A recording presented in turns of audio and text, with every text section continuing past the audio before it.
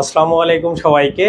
তো কি অবস্থা সবার? আজকে আমাদের ঠিক 7টায় ক্লাস শুরু হওয়ার কথা ছিল এবং আমরা ঠিক টাইমেই সবার জন্য চলে আসছি। তো আজকে আমরা আসলে তোমাদের আন্তর্জাতিক জিকেরই দ্বিতীয় অংশ বা হইলো দ্বিতীয় লেকচার যেটা সেইটা পড়বো। এবং তোমরা যদি ওভারঅল চিন্তা করো তাইলে তোমাদের আজকে 5 নম্বর লেকচার। এবং এই লেকচারটাতে আমরা আজকে অনেক কিছু কভার করব, অনেক কিছু মানে এই একটা ক্লাসেই পৃথিবী এবং মহাদেশ নিয়ে যা কিছু আছে আমরা সবকিছু পড়বো। অর্থাৎ তোমরা এই হেডলাইন বা হচ্ছে ট্যাগলাইনটা দেখেই বুঝতে পারতেছ যে আজকে আমরা বিভিন্ন দেশ সম্পর্কে আসলে জানবো, যেগুলো আমাদের আন্তর্জাতিক রিলেটেডে বা আন্তর্জাতিক রিলেটেড খুব বেশি প্রয়োজন। ওকে, তো আজকের লেকচারটা একটু বড় হবে অন্যান্য লেকচারের থেকে, বাট আমি কথা দিতে পারি তুমি যদি লাস্ট পর্যন্ত ক্লাসটা করো তাহলে তোমার এই রিলেটেড যত কনফিউশন আছে বা যত ভয় ভীতি আছে সবগুলাই সুন্দর করে ক্লিয়ার হয়ে যাবে। এবং আমরা ক্লাস শেষে তোমাদেরকে পিডিএফটা দিয়ে দিব, যাতে করে তোমাদের এই ক্লাস করার সাথে সাথে এক্সট্রা ইনফরমেশন বলো বা যেগুলো দাগানো জায়গা বলো সেগুলো খুব ভালো করে তুমি রিলেট করে পড়তে পারো। তো আমার কথা ঠিকঠাক শোনা যাচ্ছে কিনা, এবং তোমরা আমাদের এই লাইভটাকে শেয়ার করে দিতে পারো।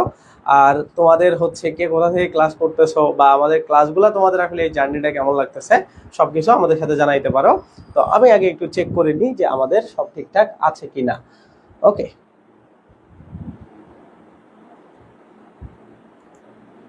তোমরা আমাদের এই লাইভটাকে শেয়ার করে দিচ্ছ। ওকে, ঠিক আছে। তো আজকে আমরা খুবই সুন্দর একটা ক্লাস করব ইনশাল্লাহ। তার আগে আমি এগুলাকে একটু শেয়ার করে দিই। হ্যাঁ, ওকে।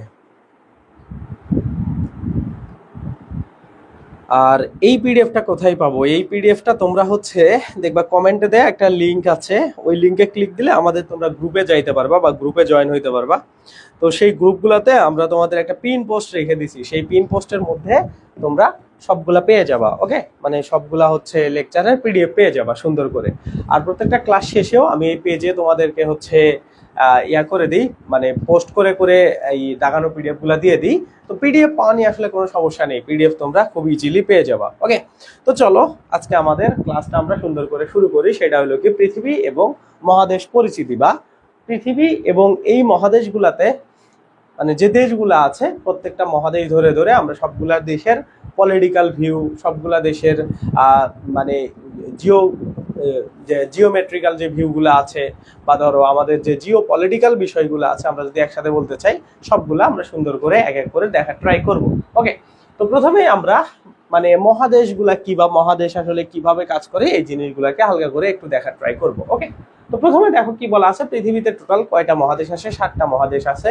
তো এইখান থেকে পড়ার আগে আমি তোমাদের কিছু বিষয় বলে রাখি।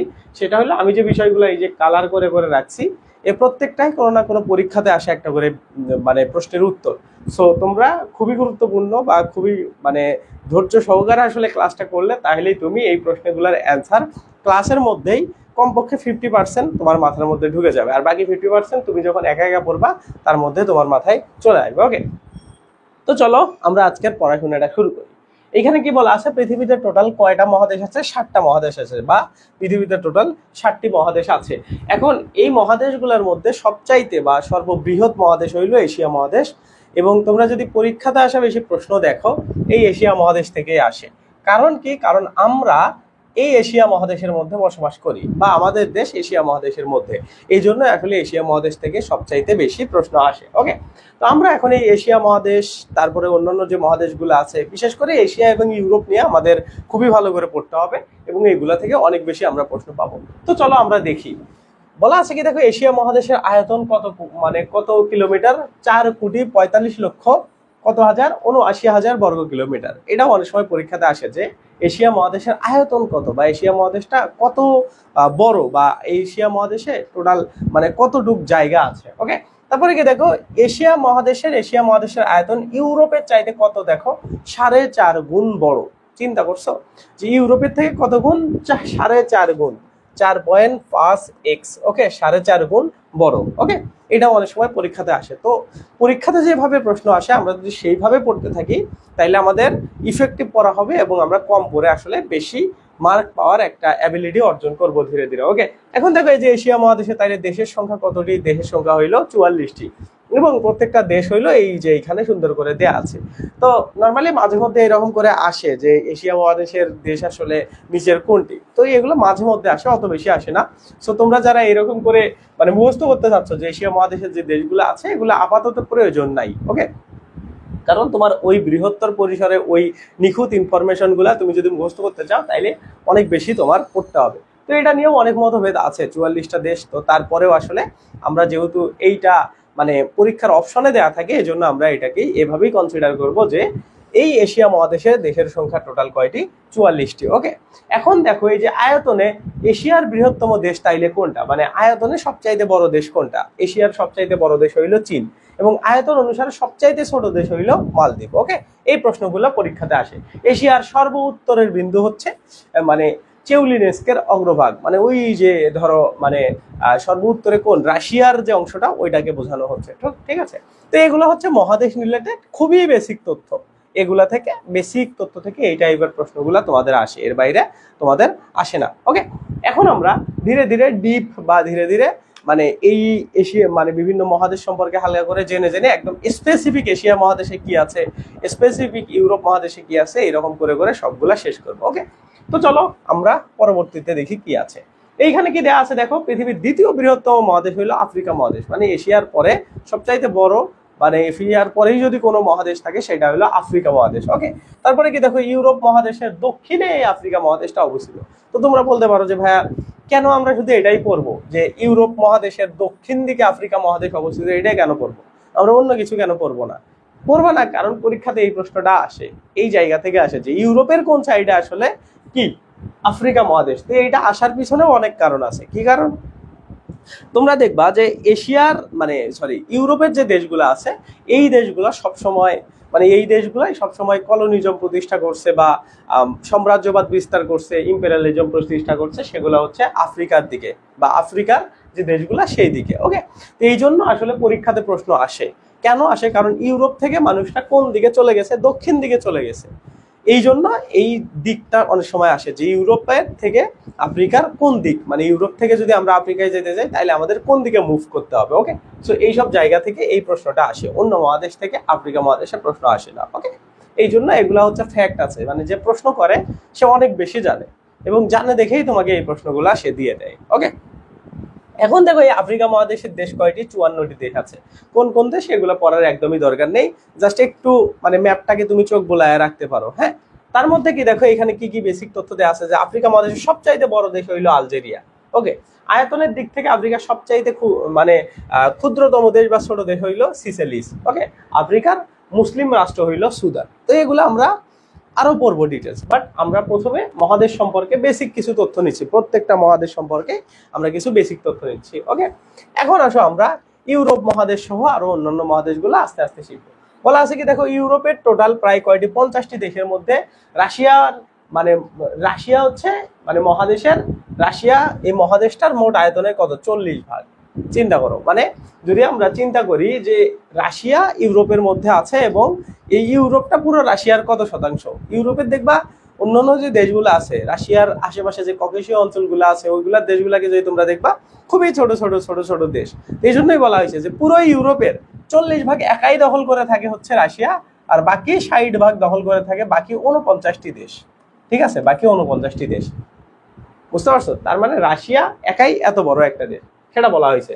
দেখো এখানে কি বলা আছে, 40 ভাগ নিয়ে এই পর্যন্ত কি আয়তন এবং জনসংখ্যার উভয় দিক থেকে এই যে ইউরোপের সবচাইতে বড় দেশ হইল রাশিয়া, ঠিক আছে।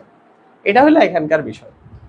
এখন দেখো কি বলা আছে, আয়তনের দিক থেকে ইউক্রেন হচ্ছে বা কি বলে ইউরোপ মহাদেশের দ্বিতীয় দেশ। মানে তোমরা যদি দেখো রাশিয়া এবং ইউক্রেনের কেন মারামারি হচ্ছে, হ্যাঁ, তোমরা একটা জিনিস মানে জানলে অবাক হবা, সেটা হলো কি রাশিয়া এবং ইউক্রেনের মানে তারা পাশাপাশি দেশ এবং তারাই সবচাইতে আয়তনে মানে বড় দুইটা দেশ, বাট তাদের মধ্যেই ঝামেলা হয় হচ্ছে এইসব জমি জমাই নিয়ে। তার মানে পৃথিবীটা কেমন দেখো, পৃথিবীটা হইলো যে আমার আরো চাই, হ্যাঁ আরো চাই, এই এই মেন্টালিটিটা আমাদের আসলে কখনো আর বের হবে না। তুমি চিন্তা করো, মানে বাকি 60% দেশ মানে 60% অংশ 49টা দেশ ভাগ করে নিছে, একাই 40% নিচ্ছে, তারপরেও ইউক্রেনের সাথে ঝামেলা, ওকে। তো এই এই হচ্ছে অবস্থা। তো যাই হোক না কেন, এগুলো আমরা পরবর্তীতে আরো ধীরে ধীরে এইসব বিষয় নিয়ে আগাবো। আগে আমরা বেসিক তথ্যগুলো জানি। তারপরে কি দেখো, পৃথিবীর তৃতীয় বৃহত্তম মহাদেশের নাম কি? তৃতীয় বৃহত্তম মহাদেশের নাম হচ্ছে উত্তর আমেরিকা। ওকে, তো উত্তর আমেরিকার মধ্যে আমরা অনেক কিছু পড়বো, হ্যাঁ, কারণ এইখানে আমরা ইউএসএ কে পাবো। ইউএস এর বিষয়গুলো আমাদের অনেক বেশি ইম্পর্টেন্ট, মানে যুক্তরাষ্ট্রের বিষয়গুলো আমাদের অনেক বেশি ইম্পর্টেন্ট, এটা আমরা উত্তর আমেরিকার মধ্যে পাবো। ওকে, তারপরে কি দেখো, আয়তনের দিক থেকে বিশ্বের সব থেকে ক্ষুদ্রতম মহাদেশ বা সব থেকে ছোট মহাদেশ হইলো ওশেনিয়া বা অস্ট্রেলিয়া মহাদেশ। ওকে, কারণ অস্ট্রেলিয়া মানে দেশটাই ওইটাই একটা পুরোটাই মহাদেশ, মানে একটা দেশই একটা মহাদেশ, তো এটা তো অনেক বড় হবে না, সেজন্য এটা সব থেকে ছোট। এবং তোমরা যদি খেয়াল করো, এই অস্ট্রেলিয়া এবং ওশেনিয়া মহাদেশটা এই যে ম্যাপের এই যে নিচের দিকে থাকে, এই যে নিচ সাইডটাতে থাকে একদম কোণার দিকে, তো এই জন্য এটাকে বলা হয় কি জানো, এটাকে বলা হচ্ছে ল্যান্ড ডাউন আন্ডার, মানে এটা একদম নিচের দিকে, আন্ডারের দিকে, মানে ল্যান্ডের নিচের দিকে থাকে। তোমরা যদি এই যে এইদিকে খেয়াল করো, হ্যাঁ, এই যে এটা পুরোটা ধরো একটা ম্যাপ, এইটা পুরোটা ম্যাপ, এই যে ইউরোপ মহাদেশ এইদিকে, এশিয়া মহাদেশ, এই যে আফ্রিকা মহাদেশ, এইখানে দেখো ওশেনিয়া মহাদেশ, মানে এই সাইডটাতে নিচের দিকে, এই যে এটা নিচের দিকে, হ্যাঁ, এই জন্য এটাকে বলা হচ্ছে ল্যান্ড ডাউন আন্ডার। এই প্রশ্নটা অনেক সময় পরীক্ষাতে আসে, ঠিক আছে, যে কাকে আসলে ল্যান্ড ডাউন আন্ডার বলা হয়, কাকে বলা হয়? এই ওশেনিয়া বা ওশেনিয়া মহাদেশকে অস্ট্রেলিয়া মহাদেশও বলা হয়, অস্ট্রেলিয়া মহাদেশও বলা হয়, কারণ এই দেশটাই মানে অস্ট্রেলিয়া দেশটাই হইলো অস্ট্রেলিয়া একটা মহাদেশ। ওকে, এই জন্য এটাকে বলা হয় ল্যান্ড ডাউন আন্ডার, এটা ম্যাপের নিচের দিকে থাকে। ওকে, ঠিক আছে, এইটা এখানে তোমরা এতটুকু জানলেই এইখান থেকে হবে। এখন আমরা পৃথিবীর বিভিন্ন দেশ সম্পর্কে জানবো। এখন আমরা কি পৃথিবীর বিভিন্ন দেশ সম্পর্কে জানবো।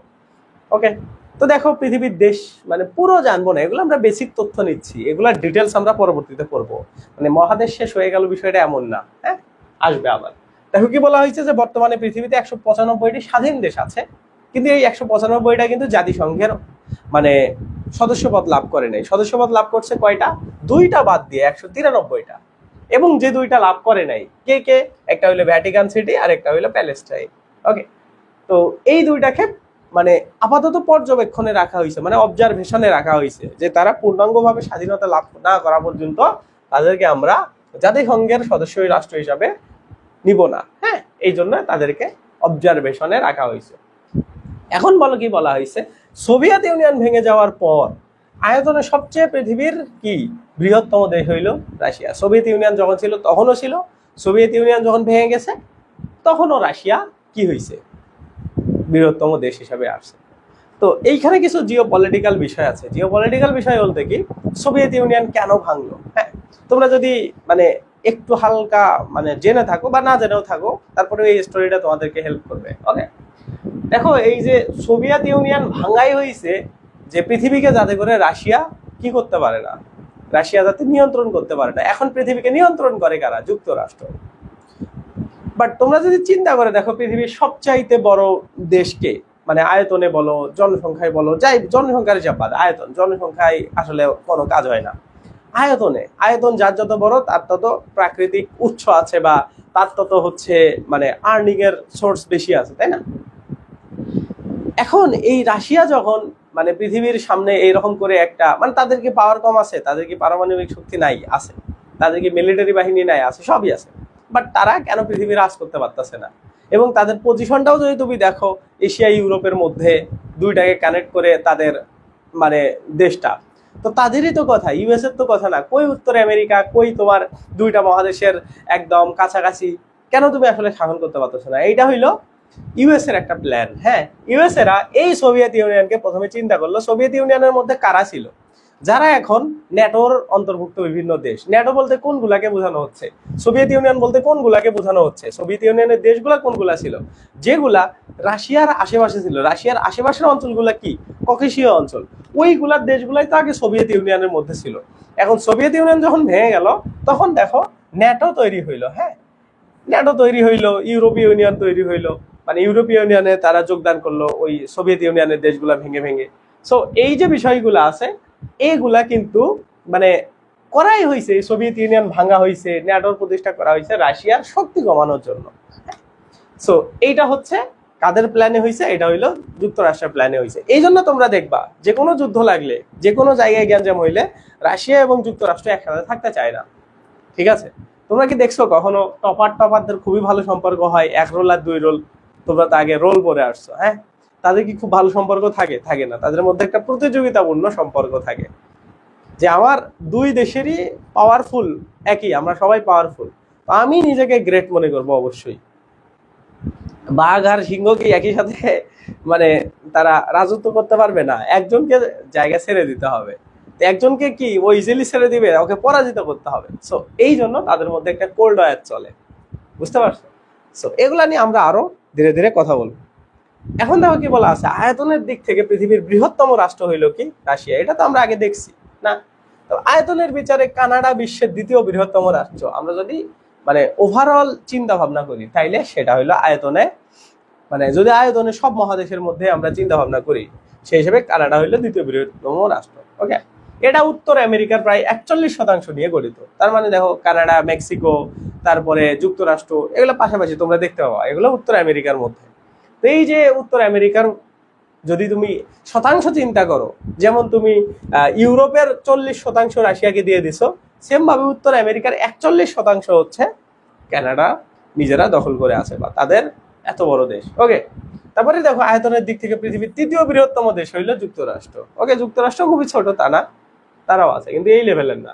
পৃথিবীর সব থেকে ক্ষুদ্রতম দেশ হচ্ছে ভ্যাটিকান সিটি, এগুলো পরীক্ষাতে কিন্তু আসে। হ্যাঁ, আয়তনে পৃথিবীর সবচাইতে বড় মুসলিম দেশের নাম হচ্ছে কাজাকস্তান।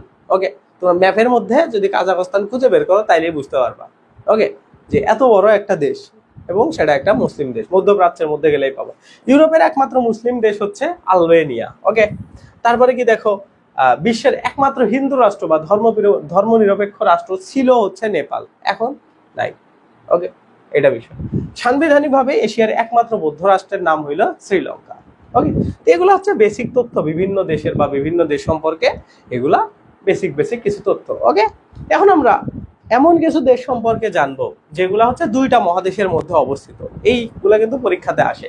সেগুলা কি কি দেখো, তুরস্ক এবং আজারবাইজান। তুরস্ক এবং আজারবাইজান কার কার মধ্যে অবস্থিত, মানে কোন কোন মহাদেশের মধ্যে আছে? হ্যাঁ, এগুলো কিন্তু পরীক্ষাতে আসে, অনেক বেশি আসে। এশিয়া এবং ইউরোপ মহাদেশে অবস্থিত এই তুরস্ক এবং আজারবাইজান। ওকে, তুরস্কের বৃহত্তম অংশ যেটা, সেটা এশিয়ার মানে এশিয়ার মধ্যে অন্তর্গত, আর তুরস্কের যেটা ক্ষুদ্রতম বা ছোট অংশ সেটা ইউরোপের মধ্যে অবস্থিত। এই জন্য আমরা বলতে পারি যে তুরস্ক হচ্ছে এশিয়া এবং ইউরোপের মধ্যে অবস্থিত। এই জন্য এটাকে হচ্ছে ইউরেশিয়ান রাষ্ট্রও বলা হয়। হ্যাঁ, তুরস্ককে হচ্ছে এশিয়া মাইনরও বলা হয়, আমরা কিন্তু আগে দেখছি। হ্যাঁ, এশিয়া মাইনর, তুরস্ক, তারপরে ইরান, এই অঞ্চলগুলাকে কিন্তু। ওকে, এই অঞ্চলগুলাকে। এখন দেখো এখানে কি বলা আছে, তুরস্কের ইস্তাম্বুল এই শহরটি এশিয়া এবং ইউরোপের দুইটা অঞ্চলে অবস্থিত, বা দুইটা অংশে অবস্থিত, দুইটা মহাদেশের মধ্যে এই অঞ্চলটা অবস্থিত। কোনটা? ইস্তাম্বুল শহরটা। ওকে, স্পেসিফিক যদি আমরা বলি। সো এই প্রশ্নগুলা কিন্তু তোমাদের পরীক্ষাতে আসে সবচাইতে বেশি। এখন দেখো রাশিয়া যদি আমরা চিন্তা করি, রাশিয়া কিন্তু এশিয়া এবং ইউরোপ উভয় মহাদেশের মধ্যে বিস্তৃত।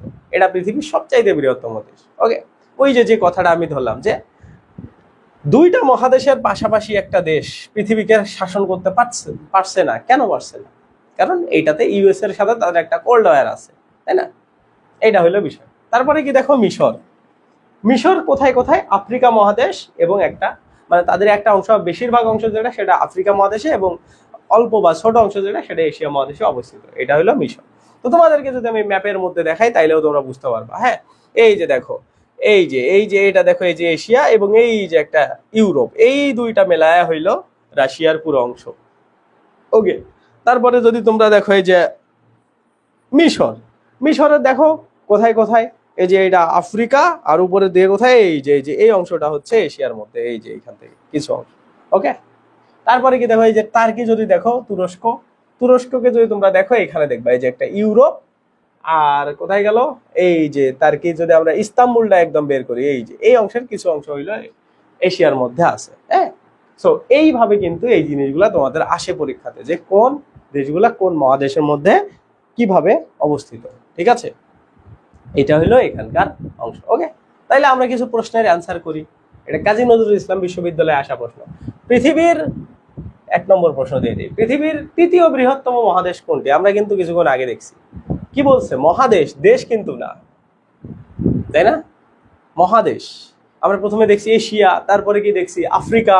তার মানে দেখো এশিয়া 1, আফ্রিকা 2, 3 নম্বরে কি দক্ষিণ আমেরিকা নাকি উত্তর আমেরিকা? বলো তো দেখি।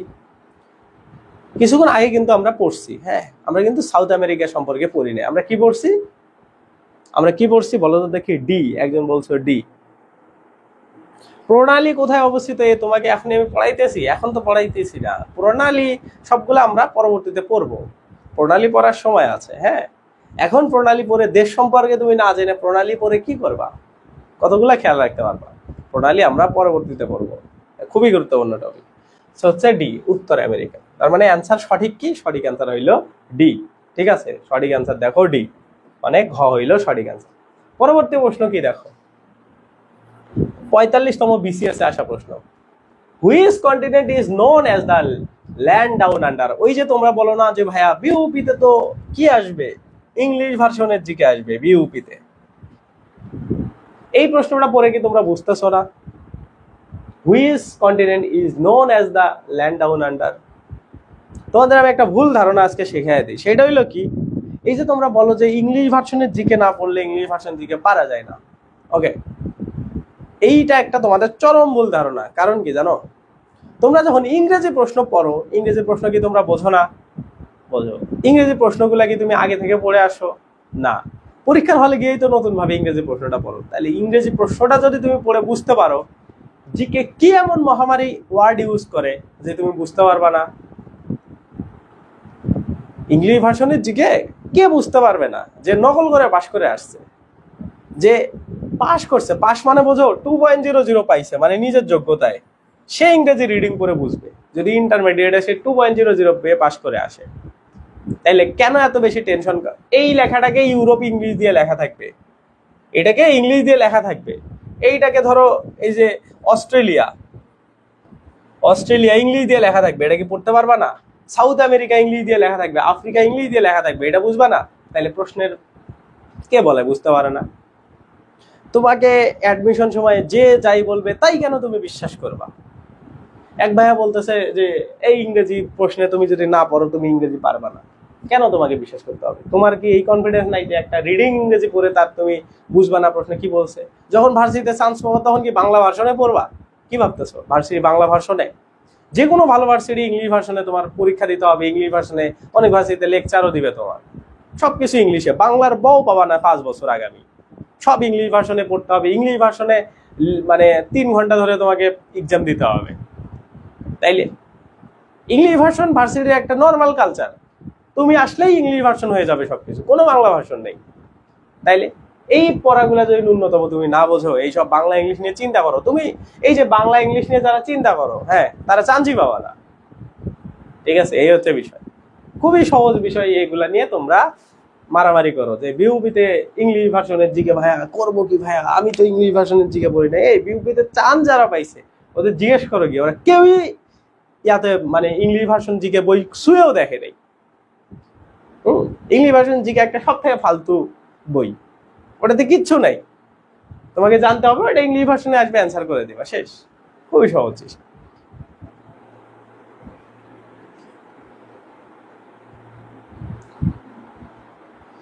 ওকে, তাইলে এটা কি হবে দেখো তো দেখি। এটা হবে হচ্ছে অস্ট্রেলিয়া মহাদেশ। আমরা দেখছি নিচের দিকে যেটা থাকে এই সাইডটাতে, সেটা হলো অস্ট্রেলিয়া বা ওশেনিয়া মহাদেশ। তার মানে এটার অ্যান্সার হলো খ। ওকে, এটার অ্যান্সার হলো খ। বুঝতে পারছো? এই হচ্ছে বিষয়। এখন দেখো ধর্মনিরপেক্ষ রাষ্ট্র নিচের কোনটা? আমরা কি কি ওই কিছুক্ষণ আগেই দেখলাম যে কোনটা ধর্মনিরপেক্ষ রাষ্ট্র ছিল, কি ছিল? নেপাল ছিল, তাই না? নেপাল, এটা হইলো নেপাল। ওকে, এই হচ্ছে এখানকার বিষয়। এখন আমরা মেইন পড়াশোনায় বা আজকের পড়াশোনায় শুরু করব। ওকে, এখন আমরা মেইন পড়াশোনা বা আজকের পড়াশোনায় চলে আসবো। আমরা পড়বো হচ্ছে দক্ষিণ এশিয়া সম্পর্কে। ওকে, এখন তোমরা যদি খেয়াল করো এই বাংলাদেশের আশেপাশে, বাংলাদেশ ভারতের আশেপাশে, এই যে বাংলাদেশ, এই যে ভারত, এইখানে পাকিস্তান, এইখানে মালদ্বীপ আছে, এইখানে শ্রীলঙ্কা আছে, এইখানে মিয়ানমার, এইখানে ভুটান, এই যে এগুলো হচ্ছে এই যে মার্ক করে করে দেওয়া আছে, এইখানে আফগানিস্তান, এই যে এগুলা। ওকে, তো এই যে দেশগুলো আছে এগুলো হচ্ছে দক্ষিণ এশিয়ার গুরুত্বপূর্ণ দেশ, মানে এগুলা থেকে প্রশ্ন বারবার আসে। ওকে, এই দেশগুলা হচ্ছে দক্ষিণ এশিয়া রিলেটেড সব থেকে ইম্পর্টেন্ট দেশ। আমরা এগুলাকেই খুবই ভালো করে দেখবো এখন। ওকে, এগুলো সম্পর্কে আমরা এক এক করে জানবো। এখন যখন আমরা ভারত সম্পর্কে পড়া শুরু করব, ভারতের আমরা বেসিক্যালি এখানে কিচ্ছু পড়বো না। যখন আসবে আমরা জাস্ট তাদের ইতিহাসগুলো সম্পর্কে জানবো ভারতের।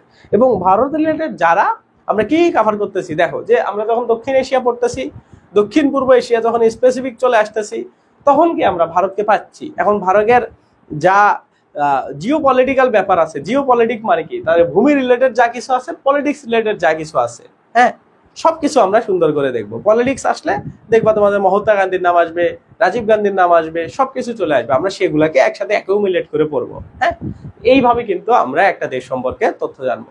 তো এই যে এখানে দেখো সুন্দর করে করে তথ্যগুলো দেওয়া আছে, ভারতের স্বাধীনতা দিবস কবে, ভারতের কত প্রজাতন্ত্র প্রতিষ্ঠিত হয়, ভারতের হচ্ছে অঙ্গরাজ্যের সংখ্যা কয়টি, নতুন যে অঙ্গরাজ্য হয়েছে তার নাম কি, তেলেঙ্গা। ওকে, 75 সালে সিকিম ভারতের সাথে একীভূত হয়, মানে একসাথে হয়। দেরুদানকে ভারতের মানে বিদ্যালয়ের রাজধানী বলা হয়।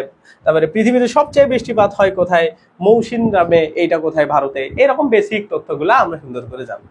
তো সব থেকে বেশি ইম্পর্টেন্ট হইলে চিকেন নেক সম্পর্কে। হ্যাঁ, চিকেন নেক সম্পর্কে। চিকেন নেক বলতে কি বোঝায়, যে মোটামুটি ওই 7 সিস্টার্স এর অঞ্চলগুলো ওইটা, হ্যাঁ, যেটা দিয়ে এই যে তোমরা যদি খেয়াল করো, এই যে কোথায়, এই যে চিকেন নেক, এই যে এটার সাথে বাংলাদেশের একটা কানেকশন আছে, মানে ওইখান থেকে বাংলাদেশে তাদের যাওয়া আসার পথ ক্রিয়েট করা যায়, সেটা এখানে বলা আছে। দেখো, ভারতের উত্তর পূর্ব অঞ্চলের 7টি রাজ্য, 7টি রাজ্য কি, আসাম, মিজোরাম, ত্রিপুরা, অরুণাচল, তারপরে হচ্ছে মেঘালয়, নাগাল্যান্ড, মণিপুর, মানে অমিত্রি, অমেশাম, এরকম করে তোমরা এটাকে মনে রাখতে পারো। কাকে? 7 সিস্টার্সকে। তো তোমাদের অনেক সময় পরীক্ষাতে এই জায়গাতে কি প্রশ্ন আসে, 7 সিস্টার্স বলতে নিজের কোন দেশটিকে বোঝানো হয়েছে, তো নিচের যে কোনো একটা অপশনে দেওয়া থাকবে। ওকে, আর সবচাইতে কমপ্লেক্স প্রশ্ন যেটা আছে সেটা হলো এই 7 সিস্টার্সের 7টা রাজ্য মানে কোন অঞ্চলে, কোন দিকে, মানে কোন দিকটাতে অবস্থিত, এরকম করে আসে, যে ভারতের কোন দিকে, উত্তর পূর্ব অঞ্চল দিকে, উত্তর পূর্ব দিকে, এইটা সব থেকে বেশি আসে, এবং এই প্রশ্নটা অনেকে পারো না। ওকে, সো এইটা তোমাকে এইভাবে মনে রাখতে হবে। ওকে, এটা গেল এখানকার বিষয়।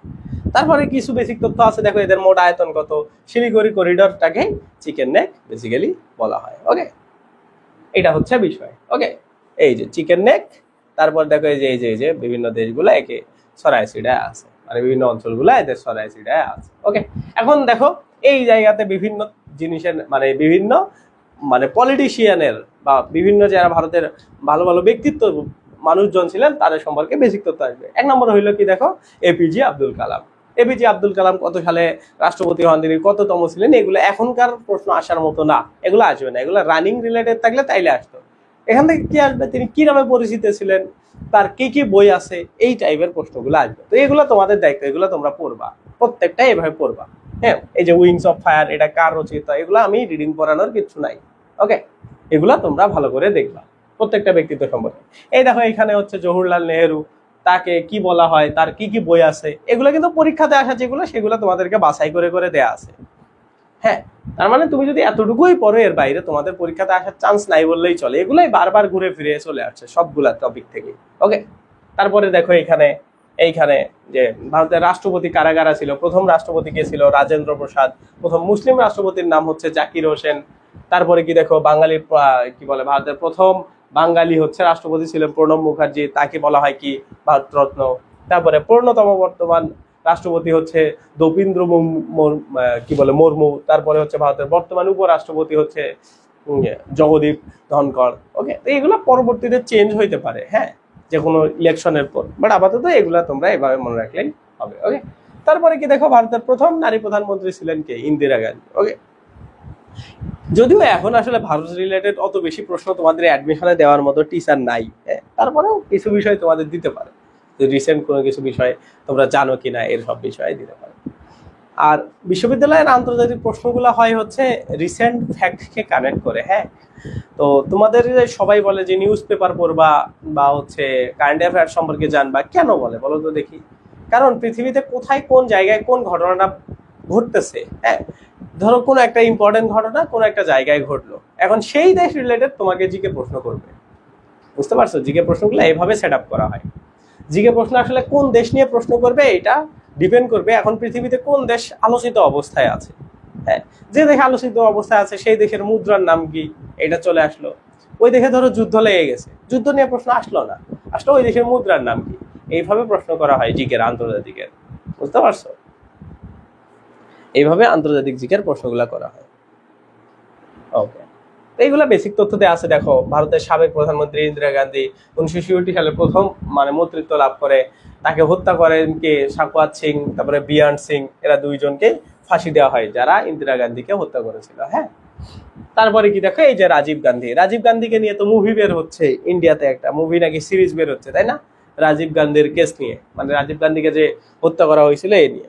তো দেখো রাজীব গান্ধী অস্ত্র কেলেঙ্কারি একটা আছে, হচ্ছে এটা বোফর্স কেলেঙ্কারি, অস্ত্র কেলেঙ্কারি, এটার সাথে তিনি জড়িত ছিলেন। রাজীব গান্ধীকে হত্যা করেন যিনি, সেই মহিলার নাম কি, মানে যিনি বোমা বহন করছেন, তোমরা তো দেখছো মুভিতে, এরকম করে ফুল দিতে চায়, ফুল দিতে গিয়ে পাস হইতে চায়, তখনই বোমাতে ব্লাস্ট করে কি বলে ওই জায়গার রাজীব গান্ধী সহ উনিও মারা যান। হ্যাঁ, তো এই যে রাজীব গান্ধীর মৃত্যুর পর কি নাসিমা রাওকে কংগ্রেসের সভাপতি নিযুক্ত করা হয়, এগুলা বেসিক তথ্য দেওয়া আছে। হ্যাঁ, মনমোহন সিং হচ্ছে ভারতের কে ছিলেন, অর্থ সংস্কারের স্থপতি বলা হয়, তার লেখা বইয়ের নাম কি, ইন্ডিয়া এক্সপোর্ট ট্রেডস এন্ড হচ্ছে prospect for self sustain growth. হ্যাঁ, এগুলো হচ্ছে পরীক্ষাতে আসা বিভিন্ন প্রশ্ন। এখন তো মোদি সম্পর্কে আসলে পড়ার কিছু নাই। হ্যাঁ, আপকামিং মনে করো যদি মানে অবস্থা খারাপ হয় তাহলে মোদিরই হবে এই এশিয়া মহাদেশে, সে আসলে বেশি দিন আর লাস্টিং করবে না। হ্যাঁ, পলিটিক্স হচ্ছে এমন জিনিস যে একবার ওইটার মানে ওইটা হইলো বারুদের মতো। হ্যাঁ, যে একবার লেগে গেলে ওইটাকে নেভানো যায় না, যতই তুমি পানি দাও। সো এ মোদির মনে করো খুব শীঘ্রই পতন শুরু হবে, তাই না? মানে খুব শীঘ্রই বলতে আমরাই দেখে যাইতে পারবো খুবই সহজে। তো এ হচ্ছে বিষয়। তো এর নিয়ে আসলে পড়ার কিছু নাই, পড়ানোরও কিছু নাই মোদি নিয়ে। ওকে, খুবই ফাউল একটা লোক। আচ্ছা, এখন দেখো কি বলা আছে প্রতিভা পাটিল সম্পর্কে আমরা বেশি কিছু তথ্য জানবো। এগুলো আসলে প্রতিভা পাটিল সম্পর্কে তিনি কততম রাষ্ট্রপতি ছিলেন এগুলো ধরা নেই, নর্মালি দেখবা তিনি কোনো বই লিখছেন কিনা, এগুলো সবচেয়ে বেশি আসে। হ্যাঁ, তারপরে তিনি প্রথম কোনো কিছু হয়েছে কিনা, ভারতের প্রথম নির্বাচিত মহিলা রাষ্ট্রপতি, ওকে, এগুলো এইভাবে আসে। এই জিনিসগুলাকে স্পেসিফিক করে পড়বা। তারপরে কি দেখো সিলভার একটা হচ্ছে রেভুলেশন নামে ইন্ডিয়াতে একটা রেভুলেশন হয়েছিল, মানে ওই যে 1966 সালের দিকে। হ্যাঁ, যখন ইন্দিরা গান্ধী যখন হচ্ছে ইন্ডিয়ার ক্ষমতায় আসে বা তিনি যখন মন্ত্রিত্ব লাভ করেন, ওই টাইম জোনটাতে তিনি আসলে দেখলেন যে ইন্ডিয়ার মানুষজন ওই সময় তো হচ্ছে দুর্ভিক্ষ চলতেছিল, মোটামুটি দেখবা দুর্ভিক্ষর একটা অবস্থা সৃষ্টি হয়েছিল, মানুষের আসলে খাবারের অভাব হচ্ছিল। তো তখন তিনি একটা প্ল্যান করেন যে আমি হচ্ছে ডিমের বিপ্লব ঘটাবো। হ্যাঁ, কারণ ডিমের দাম কম, ডিম সহজলভ্য, ডিম খেয়ে মানুষ খুব আরামায়েশে দিনকাল কাটাইতে পারে। এই জায়গা থেকে এই টার্মটা চলে আসে যে সিলভার রেভুলেশন, মানে হচ্ছে ডিমটা দেখতে কার মতো, সিলভারের মতো, তাই না? এই যে ডিমগুলা দেখতে কার মতো, সিলভারের মতো। তো ওই সেন্স থেকে হচ্ছে সিলভার রেভুলেশন কথাটা চলে আসে। হ্যাঁ, মানুষকে ডিম বিপ্লব, মানে ভারতে অনেক বেশি ডিম উৎপাদন করা হবে যাতে করে মানুষের খাবারের কমতিটা না থাকে, যারা নিম্ন আয়ের মানুষ আছে তারা অনেকে ডিম খেয়ে জীবন কাটায় দেয়, তাই না? তো ওই সেন্স থেকে আসলে এই বিপ্লবটা হয়েছিল। এখন কি বলা হয়েছে দেখো, সিলভার রেভুলেশনের জনক এই জন্য ইন্দিরা গান্ধীকে বলা হয়। এটা পরীক্ষাতে আসে যে সিলভার রেভুলেশনের জনক কে, সিলভার রেভুলেশনের জনক হইল ইন্দিরা গান্ধী। ঠিক আছে,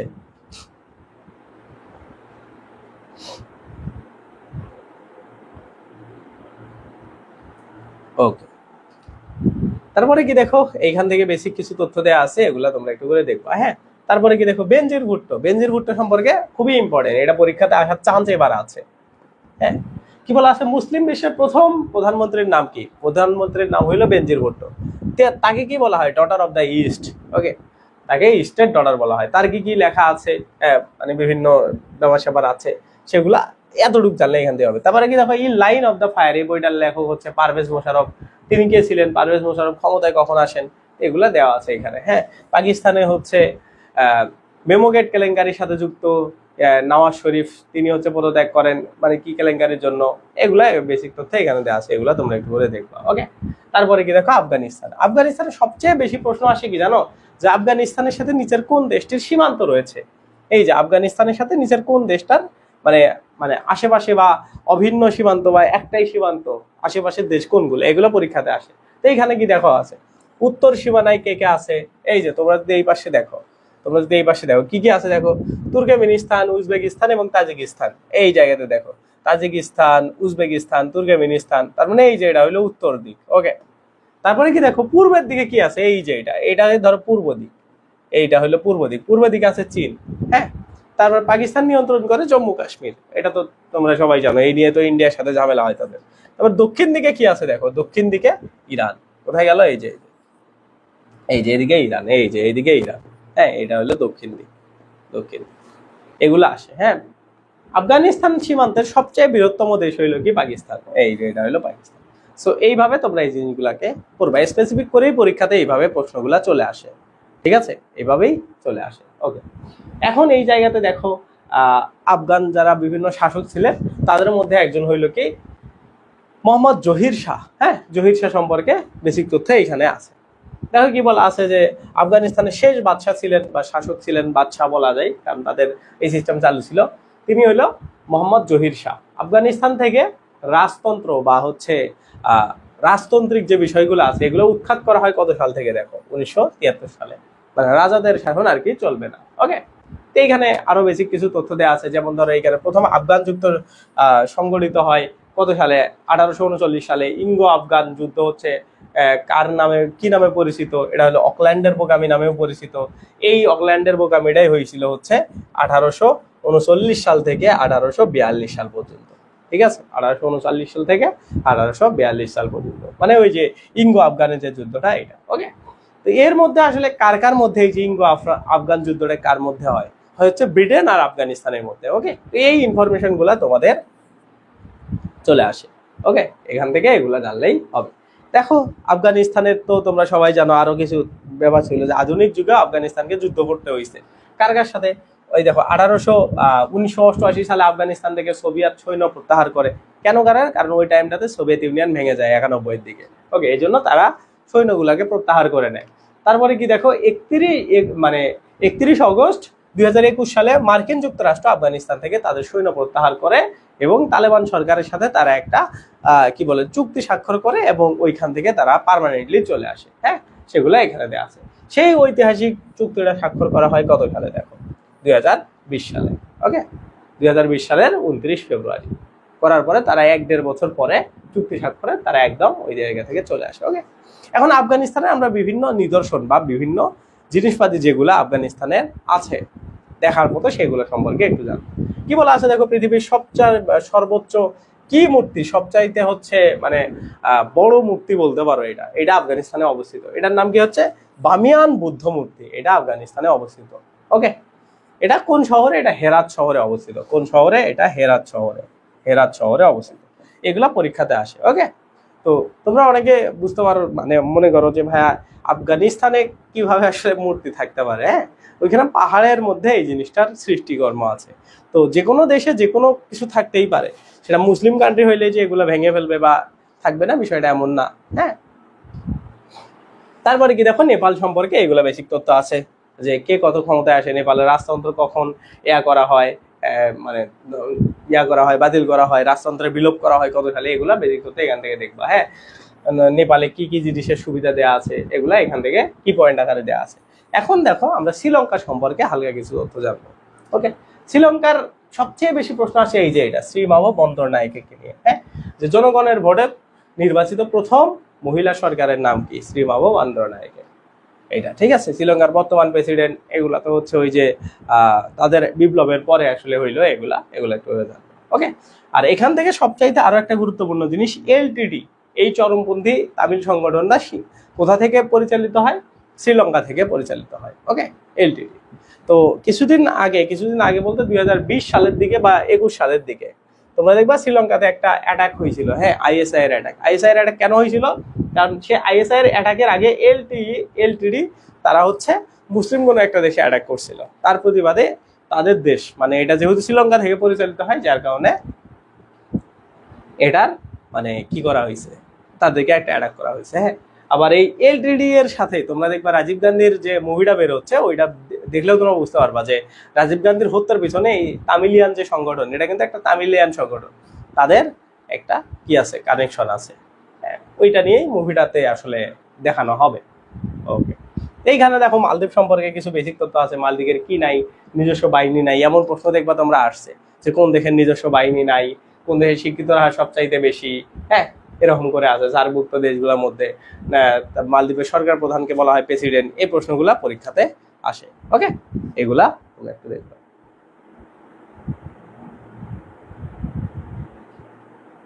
আজকে সব শেষ হবে এবং আজকের ক্লাসের দৈর্ঘ্য অনেক বড় হবে। ওকে, এখন দেখো কি আছে ভুটান। ভুটান সম্পর্কে কিছু বেসিক তথ্য আছে, যেমন ভুটানে ধূমপান করা নিষিদ্ধ। ভুটানে হচ্ছে কি দেখো গর্জনশীল ড্রাগনের রাজ্য বলা হয় ভুটানকে। ওকে, ভুটান কার কাছ থেকে কত সালে স্বাধীনতা লাভ করে? ব্রিটেনের কাছ থেকে 1949 সালে স্বাধীনতা লাভ করে। ভুটানের স্থানীয় নাম হচ্ছে ডাকউইল। তারপরে ভুটানের মুদ্রার নাম হচ্ছে গুলটা। তো মুদ্রা এগুলো আমরা পরবর্তীতে দেখবো। তারপরেও এখানে যেগুলো আসবে দেখো এখানে কি বলা আছে, ভারতের নতুন রাজ্য তেলেঙ্গানা রাজ্য কোন রাজ্যের অংশ ছিল? কার অংশ ছিল? তামিলনাড়ু, অন্ধ্রপ্রদেশ, কর্ণাটক নাকি হচ্ছে উড়িষ্যা? এগুলা অনেক আগের প্রশ্ন। হ্যাঁ, অন্ধ্রপ্রদেশের এটা ছিল। এখন এগুলা থেকে প্রশ্ন আসবে না।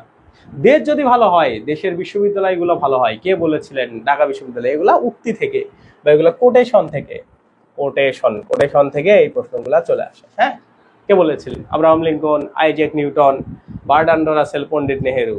অবশ্যই পন্ডিত নেহেরু, কারণ আমরা ইন্ডিয়া সম্পর্কে পড়তেছি, তাই না? এগুলা হচ্ছে এখানকার প্রশ্ন। ওকে, নরেন্দ্র মোদী কোথাকার, এগুলার দরকার নাই নরেন্দ্র মোদী সম্পর্কে। এখন আমরা পড়বো ডোমিনো তত্ত্ব। ডোমিনো তত্ত্বটা কি? যে কোনো একটা দেশে যদি কোনো একটা সিস্টেম চালু হয়, ওই সিস্টেমটা তার পার্শ্ববর্তী দেশে চালু হয়। বুঝতে পারছো মানে ডোমিনো তত্ত্বটা কত বেশি ইফেক্টিভ? দেখো শ্রীলঙ্কাতে আগে বিপ্লব হইলো, বাংলাদেশে তারপরে হয়েছে, পাশাপাশি দেশ। ইন্ডিয়াতে সেম সিস্টেম চালু হয়ে গেছে। এটা হইলো ডোমিনো ইফেক্ট বলা হয়। ডোমিনো ইফেক্টের মূল কথা হইলো যে কোনো একটা সমাজতান্ত্রিক যদি কান্ট্রি থাকে, হ্যাঁ, সেই সমাজতান্ত্রিক কান্ট্রিটা যে কোনো একটা দেশ যদি অ্যাবজর্ব করে বা নিজেরা নিয়ে নেয় বা ওই সিস্টেমে দেশ পরিচালনা করে, তাইলে পরবর্তী যে বা আশেপাশে যে দেশগুলো আছে সেই দেশগুলো ডোমিনো তত্ত্বের উপর ভিত্তি করে ধীরে ধীরে চলা শুরু করবে। এইটা ওয়ান কাইন্ড অফ একটা তাসের মতো। একটা তাসকে যদি তুমি এরকম করে দাঁড় করে এরকম করে নখ দিয়ে আঘাত করো, তাইলে তাসগুলা কিন্তু সবগুলা পড়ে যাবে। হ্যাঁ, মানে একটার প্রভাবে, একটার আঘাতের প্রভাবে সবগুলাই ধীরে ধীরে পড়ে যাচ্ছে। তো এই জিনিসটাকে বলা হয় হচ্ছে ডোমিনো ইফেক্ট বা ডোমিনো থিওরি। ওকে, এই জন্য দেখবা ডোমিনো থিওরির মধ্যে এরকম তাস ভাঙা অবস্থায় থাকে। তো এই ডোমিনো ইফেক্টের মানে জন্যই আসলে এই জিনিসগুলো হয়েছে। এখন এই ডোমিনো তত্ত্বটি প্রচার করা হয়েছিল কোথায়? যুক্তরাষ্ট্রে। এবং এইটা এখন বর্তমানে এই ডোমিনো তত্ত্বটা দক্ষিণ পূর্ব এশিয়া বলতে এই যে ভারত, বাংলাদেশ, শ্রীলঙ্কা, পাকিস্তান, এই দেশগুলোর জন্য প্রযোজ্য। হ্যাঁ, এগুলা ডোমিনো ইফেক্টের এখন পিক টাইমে আছে। থাইল্যান্ড সম্পর্কে এগুলা বেসিক তথ্য এখান থেকে দেখবা যে তারা কি করে, এগুলো কি আকারে দেওয়া আছে, কি পয়েন্ট আকারে। এরকম দেখো মিয়ানমার সম্পর্কে এখন আসলে জানার তেমন প্রয়োজন নেই, কারণ মিয়ানমার সম্পর্কে এত বেশি প্রশ্ন তোমাদের আসবে না। রোহিঙ্গা ইস্যু আসলে অনেক বছর অ্যাডমিশন টেস্টে আসছে। হ্যাঁ, এখন আর এগুলা নিয়ে আসার কোনো চান্স নাই। এখন থেকে যে প্রশ্নটা আসতে পারে যে আন্তর্জাতিক বিচার আদালতে রোহিঙ্গা গণহত্যার জন্য মিয়ানমারকে 4টা নির্দিষ্ট ব্যবস্থা গ্রহণের কথা বলা হয়েছে। হ্যাঁ, কি কি? এগুলা লিখিততে আসলেও আসতে পারে, এবং এমসিকিউতে আসলে যে কতটা নির্দিষ্ট ব্যবস্থা গ্রহণের কথা বলা হয়েছে এইগুলা আসবে। ওকে, এই ছাড়া তোমাদের আসবে না। মালয়েশিয়া সম্পর্কে দেখো এগুলা বেসিক তথ্য এখানে দেওয়া আছে। মালয়েশিয়া এখন পিক একটা টাইম, কারণ তারা হচ্ছে এত বেশি ইকোনমিক্যালি উন্নত হইতেছে। হ্যাঁ, যে তাদের নিয়ে প্রশ্ন আসার চান্স আছে। তো এইগুলো সম্পর্কে একটু দেখবা। এবং এই প্রশ্নটা সবচাইতে বেশি আসে যে কত সালে? 1957 সালে ব্রিটেনের নিকট হইতে মালয়েশিয়া স্বাধীনতা লাভ করে। তারা ব্রিটেনের উপনিবেশ ছিল। হ্যাঁ, তারপরে কি দেখো মালয়েশিয়া কি যুক্তরাষ্ট্র বা ফেডারেশন সিস্টেম চালু করে। তাদের একটা কি রাজতন্ত্র আছে, 5 বছর অন্তর অন্তর একটা নির্বাচিত হয় রাজতন্ত্র থাকার ফলেও, তারপরেও নির্বাচন হয়, সেগুলো এখানে বেসিক তথ্য দেওয়া আছে। হ্যাঁ, তারপরে দেখো সিঙ্গাপুরের হচ্ছে আধুনিক সিঙ্গাপুরের জনক বলা হয় লি কুয়ান ইউকে। ওকে, এই প্রশ্নগুলো পরীক্ষাতে আসে। লি কুয়ান ইউ এর যে গ্রন্থের নাম বা আত্মজীবনীমূলক from the third war to first, মানে এটা কেন লেখা হয়েছে? আধুনিক সিঙ্গাপুর কি বলা হয়েছে দেখো, যে তারা একটা থার্ড লেভেল জায়গা থেকে, অনেক খারাপ জায়গা থেকে এখন ফার্স্ট লেভেল জায়গায় চলে আসে।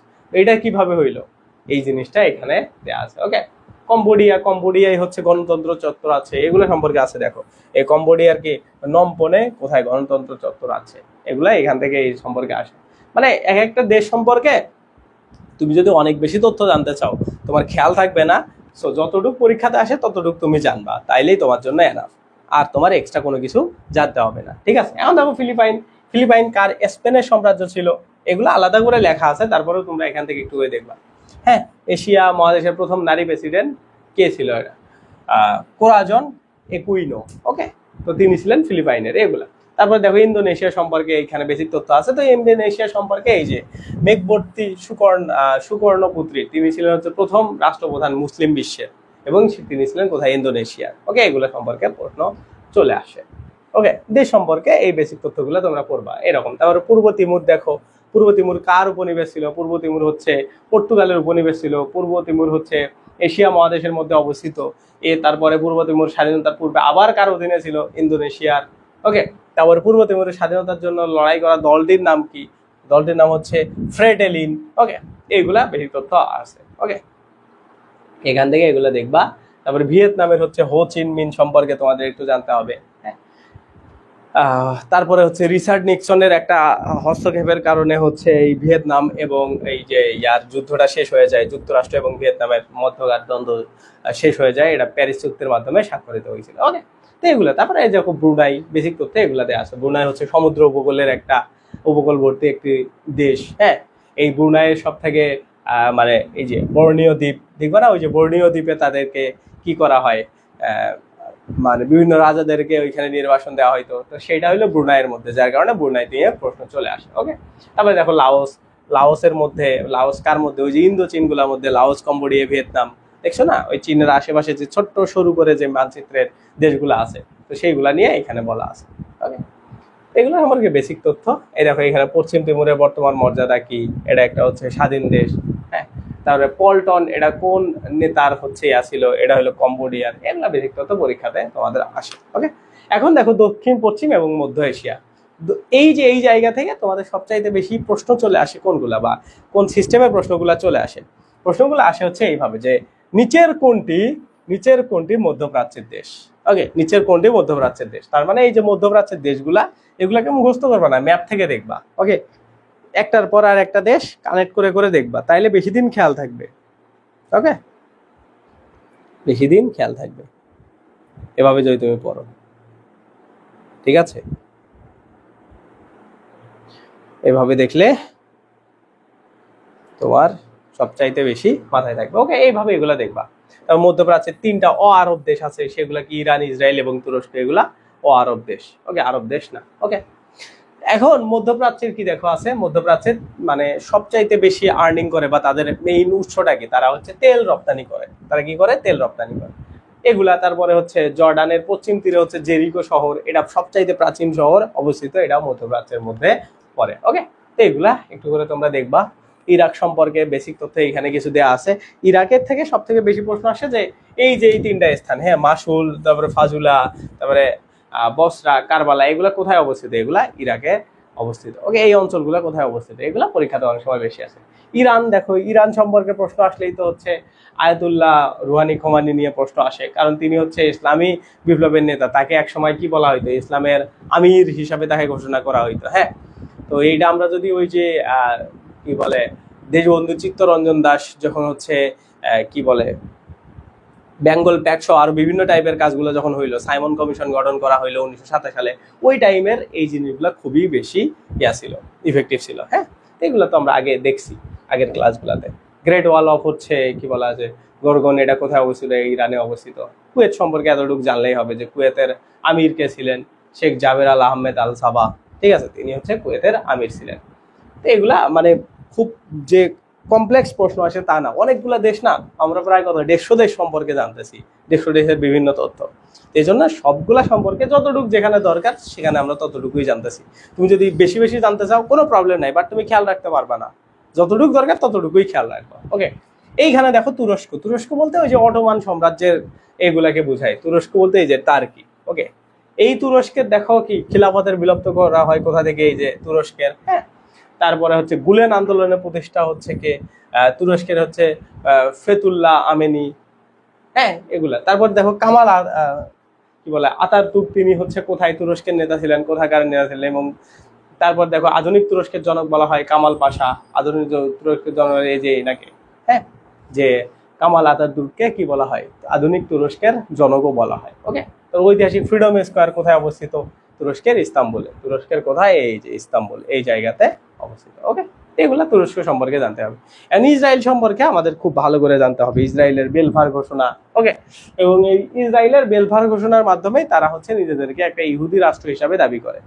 তারা তো আগে ইসরায়েল ফিলিস্তিনের জায়গা দখল করে করে তারা মানে একটা মব ক্রিয়েট করছে। মব মানে কি, তারা ধীরে ধীরে ওইখানে জড়ো হইতে থাকছে, এবং তারা যখন দেখছে অনেক জড়ো হয়ে গেছে, সংখ্যা গরিষ্ঠ হয়ে গেছে, তারা সংখ্যালঘিষ্ঠ নাই, তখন তারা বেলফার ঘোষণার মাধ্যমে এই মধ্যপ্রাচ্যের ইহুদি রাষ্ট্র হিসাবে তারা নিজেদেরকে ঘোষণা করে। হ্যাঁ, তো সেইটা এখানে দেওয়া হয়েছে। দেখো যে ইসরায়েল রাষ্ট্রের প্রতিষ্ঠাতা হচ্ছে কি কার সাথে সম্পর্কিত, বেলফার ঘোষণার সাথে সম্পর্কিত।